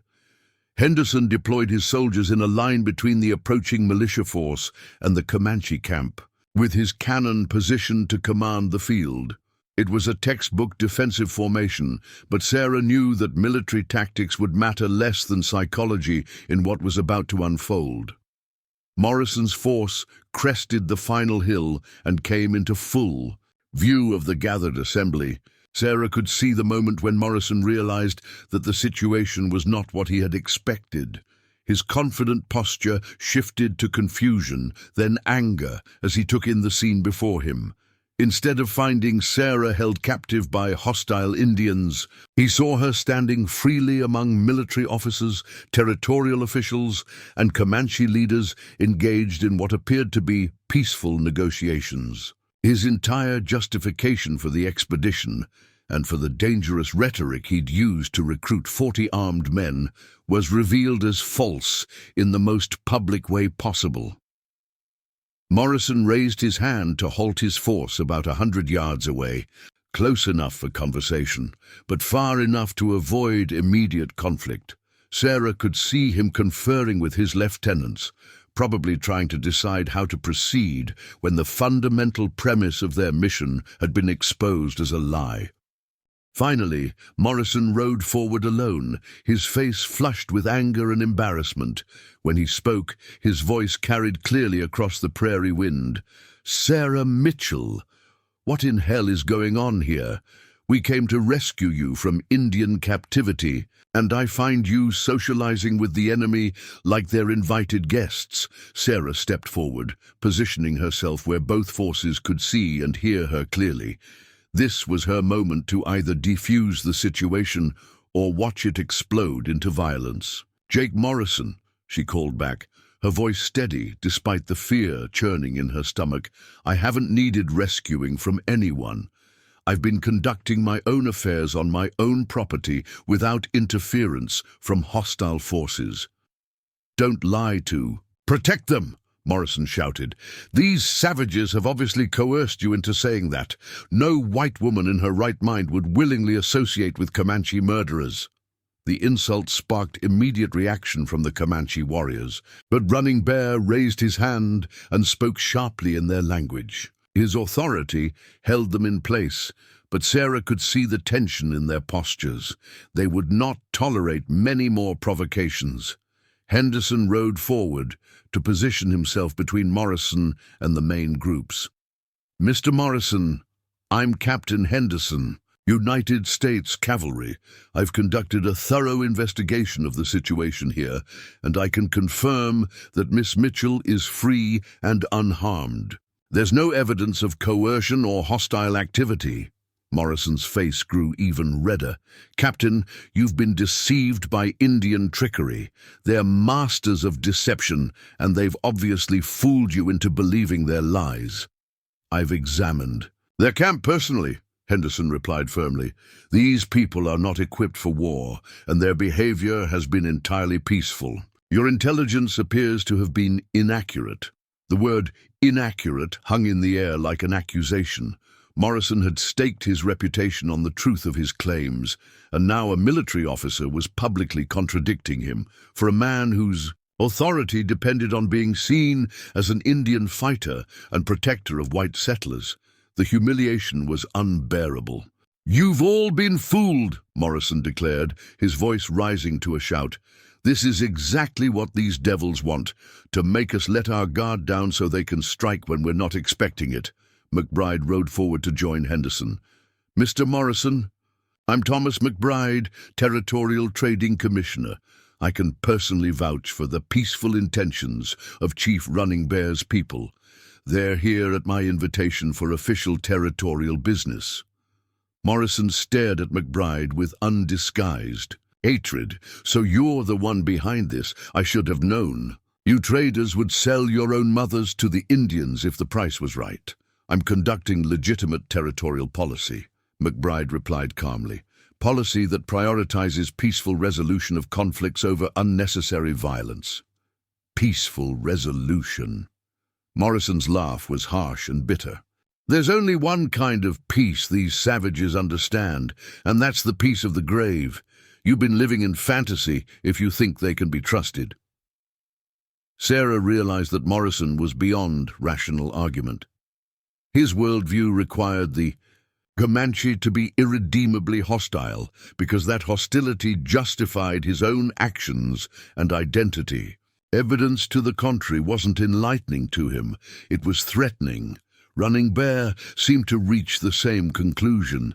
He rode forward with the dignity of a chief addressing equals, his voice carrying the formal tone of diplomatic discourse. "Jake Morrison," he said, his English clear and precise, "you have come to my people with violence in your heart and lies on your tongue. You shot at children and called it war. You spoke falsehoods and called it truth. You gather men for killing and call it rescue." Morrison's hand moved toward his weapon. "I don't have to listen to lectures from a red devil who probably has white blood on his hands. The only blood on my hands today will be yours if you threaten my family again," Running Bear replied, his calm tone making the threat even more chilling. The confrontation had reached the point of no return. Morrison couldn't back down without admitting that his entire expedition was based on lies, but pressing forward meant attacking peaceful civilians in front of military witnesses. Either choice would destroy him, but one choice would also destroy many other people. Sarah realized that someone had to break the deadlock before it exploded into violence. She walked forward, positioning herself directly between Morrison and Running Bear, her voice carrying clearly across the prairie. "Jake Morrison," she said, "you have a choice to make. You can admit that you were wrong about this situation and lead your men home with honor, or you can start a war that will kill innocent people and destroy your own reputation forever." Morrison stared at her with pure hatred. "You've betrayed your own kind, Sarah Mitchell. You've chosen savages over civilization, and you'll pay the price for that choice." "I've chosen compassion over hatred," Sarah replied. "If that makes me a traitor to civilization, then civilization needs to examine its values." The words hung in the air like a challenge to everything the frontier represented. Sarah Mitchell, a lone woman standing between armed forces on the Texas prairie, had just declared that mercy was more important than racial loyalty, that kindness mattered more than conventional wisdom. Now everyone present would have to decide which vision of civilization they wanted to support. Morrison's response to Sarah's challenge came not in words, but in action. He wheeled his horse around and rode back toward his force, shouting orders that carried clearly across the prairie. "Prepare the cannon. These Indian lovers want to protect savages. They can die with them." The transformation in Morrison's men was immediate and chilling. Moments before, they had been uncertain volunteers on what they believed was a rescue mission. Now they were being ordered to fire artillery at civilians, including a white woman they had supposedly come to save. Sarah could see confusion and doubt spreading through their ranks as the reality of their situation became clear. But Morrison's authority held, backed by months of inflammatory rhetoric about Indian atrocities and the need for decisive action. The cannon crew began unlimbering their fieldpiece with practiced efficiency, while riflemen took positions that would provide covering fire for the artillery. Captain Henderson immediately responded to the threat, ordering his soldiers into combat. Formation. Mr. Morrison, stand down immediately. I will not permit artillery fire on civilians under any circumstances. You don't have authority over territorial militia, Morrison shouted back. We're here on official business, and we'll complete our mission regardless of military interference. Henderson drew his saber, a gesture that formalized his intent to use force if necessary. Mr. Morrison, you are threatening civilians under the protection of the United States Army. Stand down or face the consequences. The situation had devolved into exactly what Sarah had feared most, a three-way confrontation where any single shot could trigger a massacre. Morrison's militia faced Henderson's cavalry across a field where Comanche warriors waited in defensive positions, with civilians caught in the crossfire. Running Bear spoke sharply to his warriors, and Sarah saw them beginning to move. But they weren't retreating to safer positions. They were advancing to form a defensive line that would protect the women and children in their camp. Whatever happened next, the Comanche would not abandon their families. McBride rode toward Morrison's position, his hands raised in a gesture of negotiation. Morrison, think about what you're doing. You fire that cannon, and you'll be responsible for starting an Indian war that could consume the entire territory. The war's already started, Morrison replied. It started the moment white women began, choosing Indian savages over their own kind. Young Collins, the cowboy, who'd expressed doubts earlier, suddenly threw down his rifle and stepped away from Morrison's formation. Mr. Morrison, this ain't what you told us we were coming here to do. You said we were rescuing a captive woman, not attacking the army. Morrison's face contorted with rage at this public defection. Collins, get back in line or I'll shoot you as a deserter. Deserter from what? Collins shouted back. We ain't soldiers and this ain't a war. This is just you trying to start a fight because you can't admit you were wrong. The young man's courage seemed to give other members of Morrison's force permission to voice their own doubts. Sarah could see men throughout the militia formation looking uncertainty at their weapons, at the army soldiers facing them, at the Comanche families they were supposedly preparing to attack. Henderson seized the moment of uncertainty. Men of the territorial militia, you are currently in violation of federal law by threatening military personnel and civilians under army protection. Any man who stands down now will not be held responsible for following illegal orders. The offer created immediate division in Morrison's ranks. Several men began lowering their weapons, clearly uncomfortable with the direction their mission had taken. But the cannon crew, consisting of Morrison's most loyal followers, continued their preparations under his direct supervision. Stone Wolf appeared beside Running Bear and spoke urgently in Comanche. The chief listened, then nodded grimly and turned. To address Henderson, Captain, my brother reports that more riders approach from the east, perhaps 20 men moving fast. Sarah felt her heart sink as she realized their situation was about to become even more complicated. But as the new arrivals drew closer, she recognized the lead rider and felt a surge of hope instead of despair. It's Judge Patterson from Austin, McBride called out, his voice carrying relief and satisfaction. The territorial officials I promised. Judge Marcus Patterson was a man whose reputation preceded him throughout Texas territory. Known for his fairness, intelligence, and absolute integrity, he carried more moral authority than any military officer or civilian official. His presence would lend legitimacy to whatever resolution emerged from this confrontation. Patterson rode directly into the space between the opposing forces, apparently unconcerned about the loaded weapons pointed in multiple directions. His companions included territorial legislators, federal marshals, and what appeared to be newspaper correspondents. Exactly the kind of official witnesses who could document whatever happened next for posterity. "Gentlemen," Patterson announced, in a voice trained to carry across courtrooms, "I am Judge Marcus Patterson, representing the territorial government of Texas. I understand there's some confusion here about authority and jurisdiction." Morrison's confident demeanor flickered as he recognized the implications of Patterson's arrival. Federal marshals and territorial officials wouldn't be impressed by his claims of militia authority, and newspaper correspondents would ensure that whatever happened here became public knowledge throughout the territory. "Judge Patterson," Henderson said formally, "Captain Henderson, United States Cavalry. I'm currently preventing what appears to be an unauthorized attack on peaceful civilians by irregular militia forces." Patterson's keen eyes surveyed the scene, taking in every detail from the positioned cannon to the defensive formations of both military and Comanche forces. When he spoke, his voice carried the authority of legal expertise and governmental power. "Mr. Morrison, I understand you've organized this expedition under claims of territorial authority. I'd like to see your official authorization." The request was simple and devastating. Morrison had been operating under the assumption that his actions would be judged after the fact, when he could control the narrative about what had happened.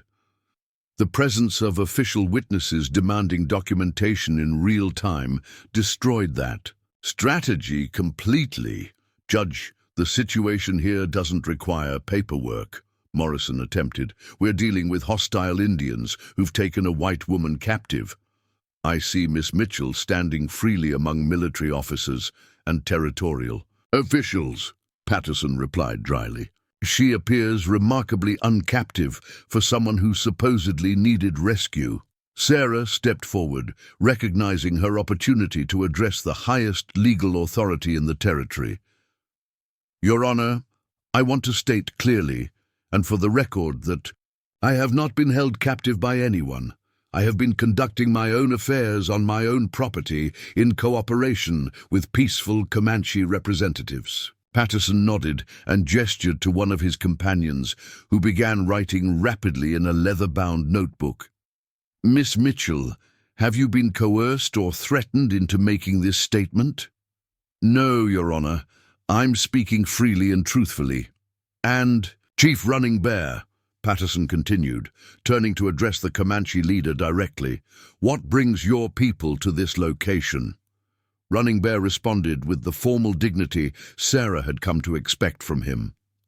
"Honored Judge, we came to thank the woman who saved my son's life and to discuss peaceful trade with territorial representatives. We have harmed no one and threatened no one."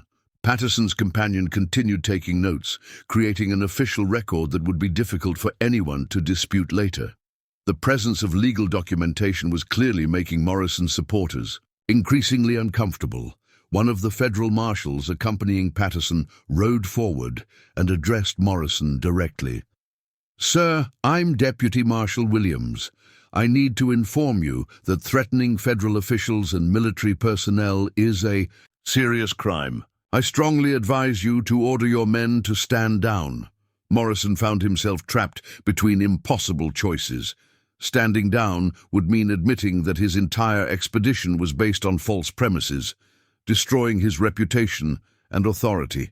But continuing to threaten federal officials in front of witnesses would result in criminal charges that could end with imprisonment or worse. The cannon crew looked to Morrison for orders, their faces showing confusion about whether to continue their preparations. The rest of his militia was clearly wavering, with more men stepping away from their positions as the legal implications of their situation became clear. Young Collins, emboldened by Patterson's presence, walked directly toward the judge. "Your Honor, most of us here were told we were coming on an official rescue mission authorized by the territorial government. We didn't know we'd be threatening the army or attacking peaceful Indians." Patterson nodded gravely. "Son, You've been deceived about the nature of this expedition. There is no territorial authorization for military action in this area, and there never was. The revelation hit Morrison's force like a physical blow. Men who had risked their lives and reputations based on Morrison's claims of official authority now realized they had been manipulated into participating in what amounted to an illegal military action. Morrison himself seemed to realize that his position had become untenable. Surrounded by federal marshals, facing military opposition, with his own men deserting and official witnesses documenting everything, he had no good options remaining.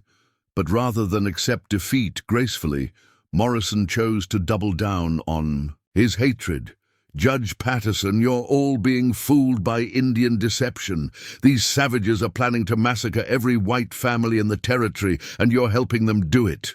Mr. Morrison, Patterson replied with the patience of a man accustomed to dealing with desperate criminals, I've examined the evidence available here, and I find no support for your claims. What I do find is an unauthorized armed force threatening civilians and military personnel. Stonewolf had been listening to the exchange with growing impatience. He spoke briefly to Running Bear, who nodded and then addressed the assembled crowd in English. Judge, my brother asked me to tell you that Jake Morrison's words prove he will never accept peace between our peoples. He would rather see war than admit he was wrong about us. The observation was both accurate and damning. Morrison's refusal to acknowledge evidence that contradicted his prejudices demonstrated that he was motivated by hatred rather than legitimate security concerns. Patterson seemed to reach a decision. He gestured to the federal marshals, who immediately rode toward Morrison's position. Mr. Morrison, you are under arrest for threatening federal officials, impersonating territorial authority, and inciting violence against peaceful civilians. The arrest warrant was the final blow to Morrison's authority. His remaining supporters found themselves facing a choice between loyalty to a man who had deceived them and respect for legitimate federal law enforcement. The cannon crew, seeing federal marshals approaching with drawn weapons, finally abandoned their positions and walked away from the artillery piece. Without their support, Morrison found himself essentially alone. His militia dissolved and his authority evaporated. But Morrison's defeat created a new problem. Humiliated and facing criminal charges, he had nothing left to lose. Men in such positions often chose desperate final actions that could still trigger the violence everyone else was trying to prevent. Morrison drew his revolver and pointed it not at the approaching marshals, but at Sarah Mitchell. If I'm going down, the Indian-loving traitor is coming with me. The threat immediately transformed the entire dynamic of the confrontation. Soldiers, marshals, and Comanche warriors all found themselves with weapons trained on Morrison, but none could fire without risking Sarah's life. Running Bear spoke sharply in Comanche, and Sarah saw Stonewolf beginning to move with the fluid grace of a warrior seeking position for a clear shot. But Morrison was too far away and too well positioned for anyone to stop him before he could pull the trigger. Morrison, Sarah said quietly, her voice steady despite the gun pointed at her heart, you've already lost everything. Don't add murder to your list of crimes. You made me lose everything, Morrison snarled. Your Indian-loving sympathies destroyed, my reputation and my livelihood. If I can't have justice, I'll have revenge. Judge Patterson stepped forward, his hands raised peacefully. Mr. Morrison, killing Miss Mitchell won't restore your reputation. It will only ensure that you're remembered as a murderer rather than a man who made mistakes. I didn't make mistakes, Morrison shouted. I was right about the Indians, and history will prove it. They'll massacre every white family in Texas, and it'll be because of traitors like her. Ayana suddenly appeared at the edge of the crowd, limping forward on his crutch despite the obvious danger. The boy who had started this entire chain of events was now walking directly toward the man who wanted to kill the woman who had saved his life. Stop, boy! Running Bear called out in English, but Ayana continued moving forward with the determined stride of someone who had made an irrevocable decision. Morrison swung his gun toward the approaching child, his face twisted with the hatred that had consumed his reason. "Stay back, you little savage, or I'll put you back in that well permanently." But Ayana didn't stop. Instead, he spoke in clear, careful English that carried across the prairie wind. "Mr. Morrison, Sarah Mitchell saved my life when she could have let me die. She is a good person. You are not a good person. Good people do not point guns at women who help children." The simple moral clarity of the child's words seemed to penetrate even Morrison's hatred-twisted mind. For a moment, his gun wavered as he stared at the boy he had tried to kill 3 weeks earlier. In that moment of hesitation, Stonewolf struck. Stonewolf's knife flew through the prairie air with deadly precision, striking Morrison's gun hand.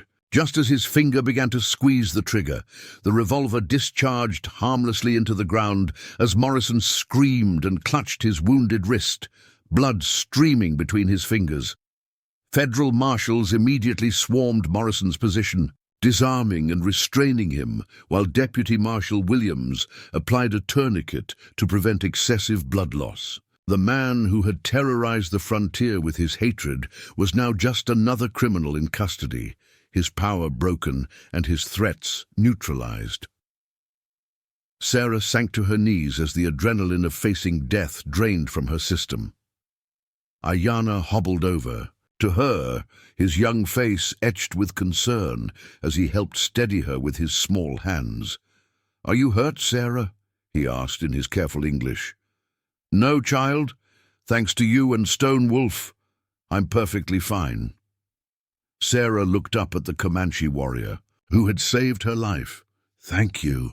Stonewolf retrieved his knife and cleaned it methodically before responding. "You saved Running Bear's son. Today we are even." Judge Patterson approached, his legal mind already processing the implications of what had just occurred. "Miss Mitchell, are you able to give testimony about what happened here today?" Sarah nodded, still shaky but determined to see justice done. "Yes, Your Honor. I want everything on the record." The next several hours transformed Sarah's homestead into an impromptu courthouse as Patterson conducted formal hearings to document the events of the past month. Witnesses were called, testimony was recorded, and evidence was catalogued with the thoroughness that would be required for federal prosecution.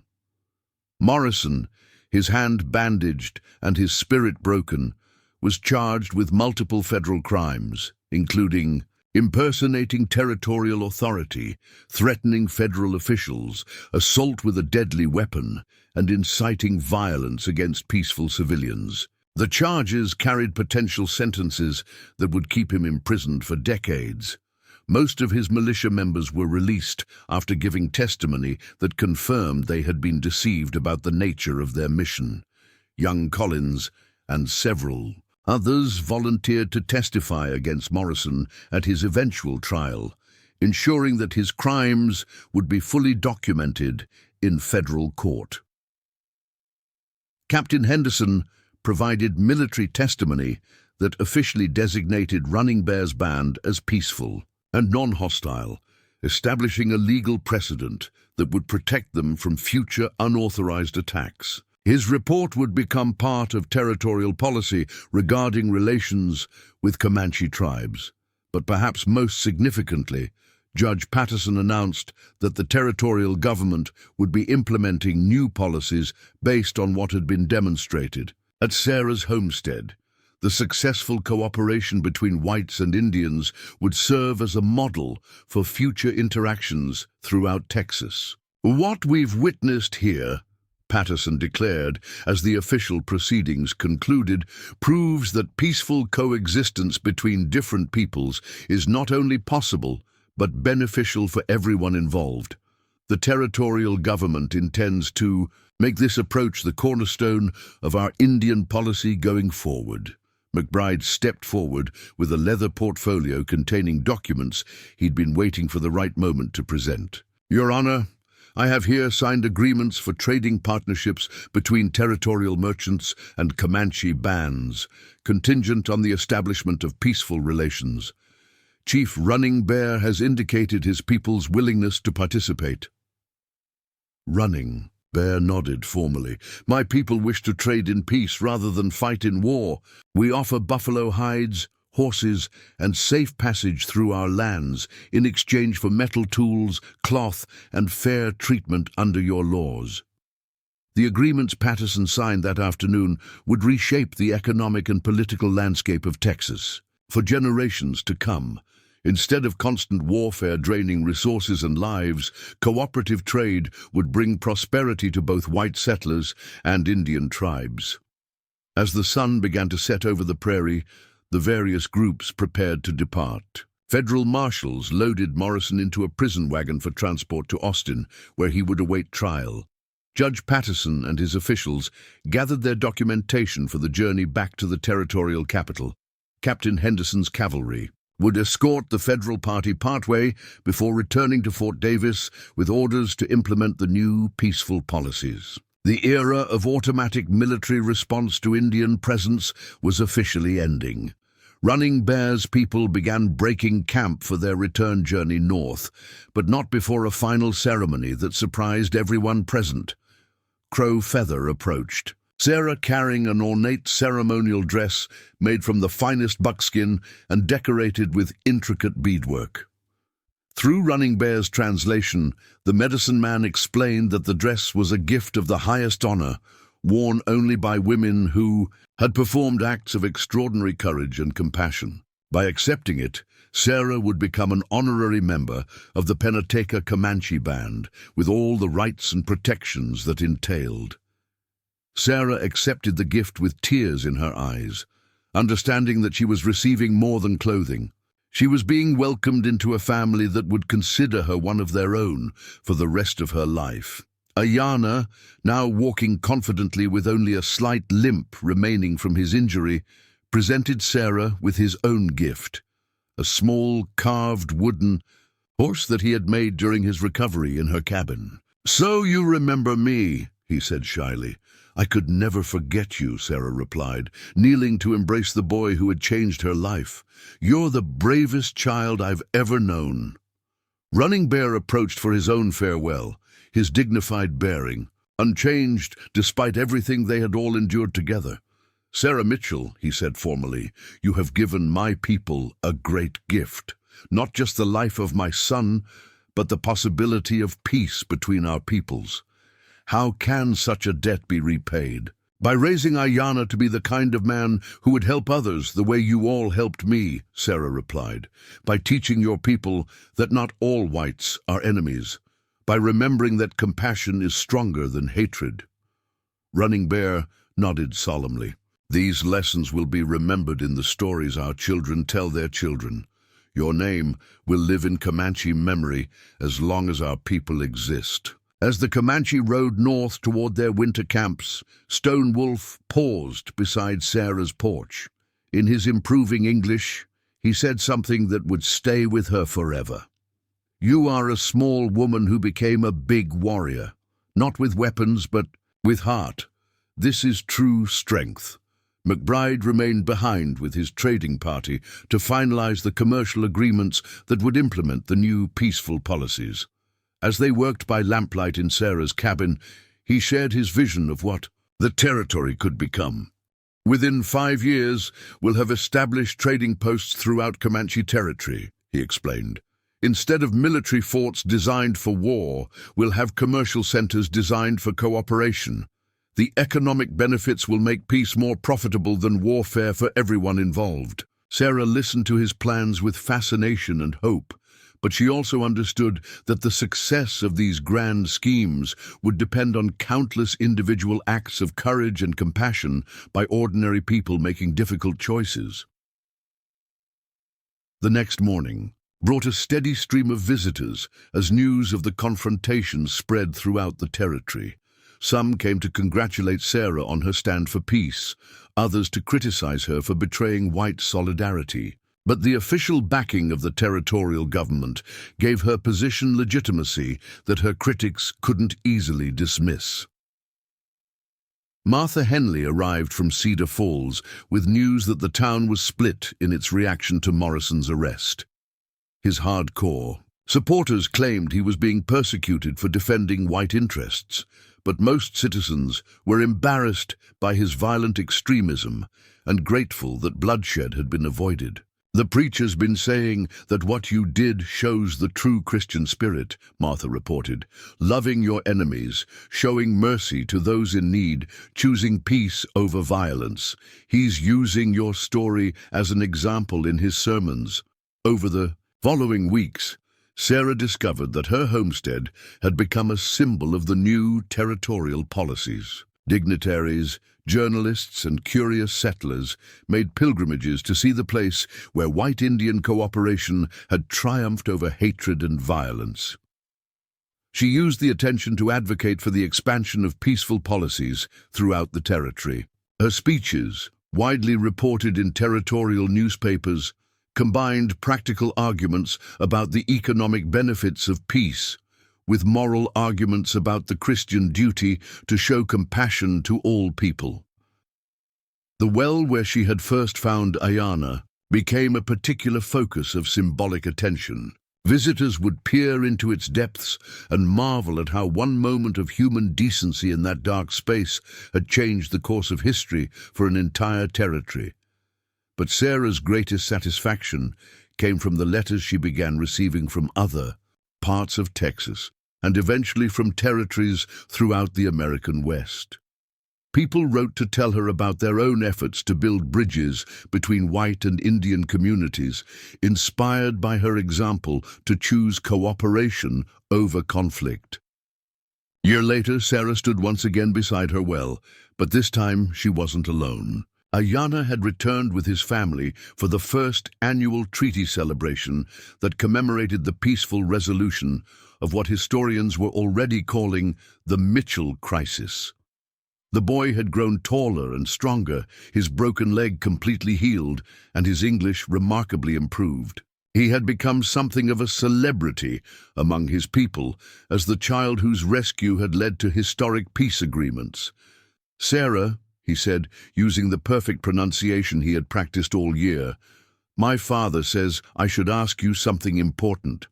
"What's that, Ayana? He says you saved my life, but I think maybe I saved yours too." "Do you think that's true?" Sarah considered the question seriously. The past year had brought challenges and changes she could never have imagined. Her quiet life as a widow on the frontier had been replaced by a public role as an advocate for peace and cooperation. She had gained influence and purpose, but lost the simple solitude she had once treasured. "I think we saved each other," she finally answered. "And maybe we helped save a lot of other people too." Running Bear approached, now wearing a mixture of traditional Comanche dress and white man's clothing that symbolized the blending of cultures the peace treaties had made possible. "Sarah," he said with a smile, "Ayana has one more question for you." The boy looked up at her with the serious expression she remembered from their first meeting. "Sarah, when I grow up and have children, will you teach them the same things you taught me? About helping people who are different and being brave." When it's hard, Sarah felt tears forming in her eyes as she realized that her influence would extend far beyond her own lifetime. The values she had demonstrated would be passed down through generations of Comanche children, who would grow up knowing that peace was possible between peoples who seemed destined to be enemies. "I promise," she said solemnly, "but I think they'll learn more from your example than from my words." As the sun set over the Texas prairie, Sarah Mitchell stood surrounded by friends who had once been strangers, allies who had once been enemies, and children who represented a future built on hope rather than hatred. The well that had brought them together remained, but it was no longer a symbol of desperation and rescue. Instead, it had become a symbol of the depths people would go to help each other, and the heights that human compassion could reach when Given the chance to flourish, the woman who had saved a Comanche child from a well had discovered that sometimes, when you save someone else, you end up saving yourself. And sometimes, if you're very lucky, you end up saving the world. Up next, you've got two more standout stories right on your screen. If this one hits the mark, you won't want to pass these up. Just click and check them out. And don't forget to subscribe and turn on the notification bell so you don't miss any upload from us.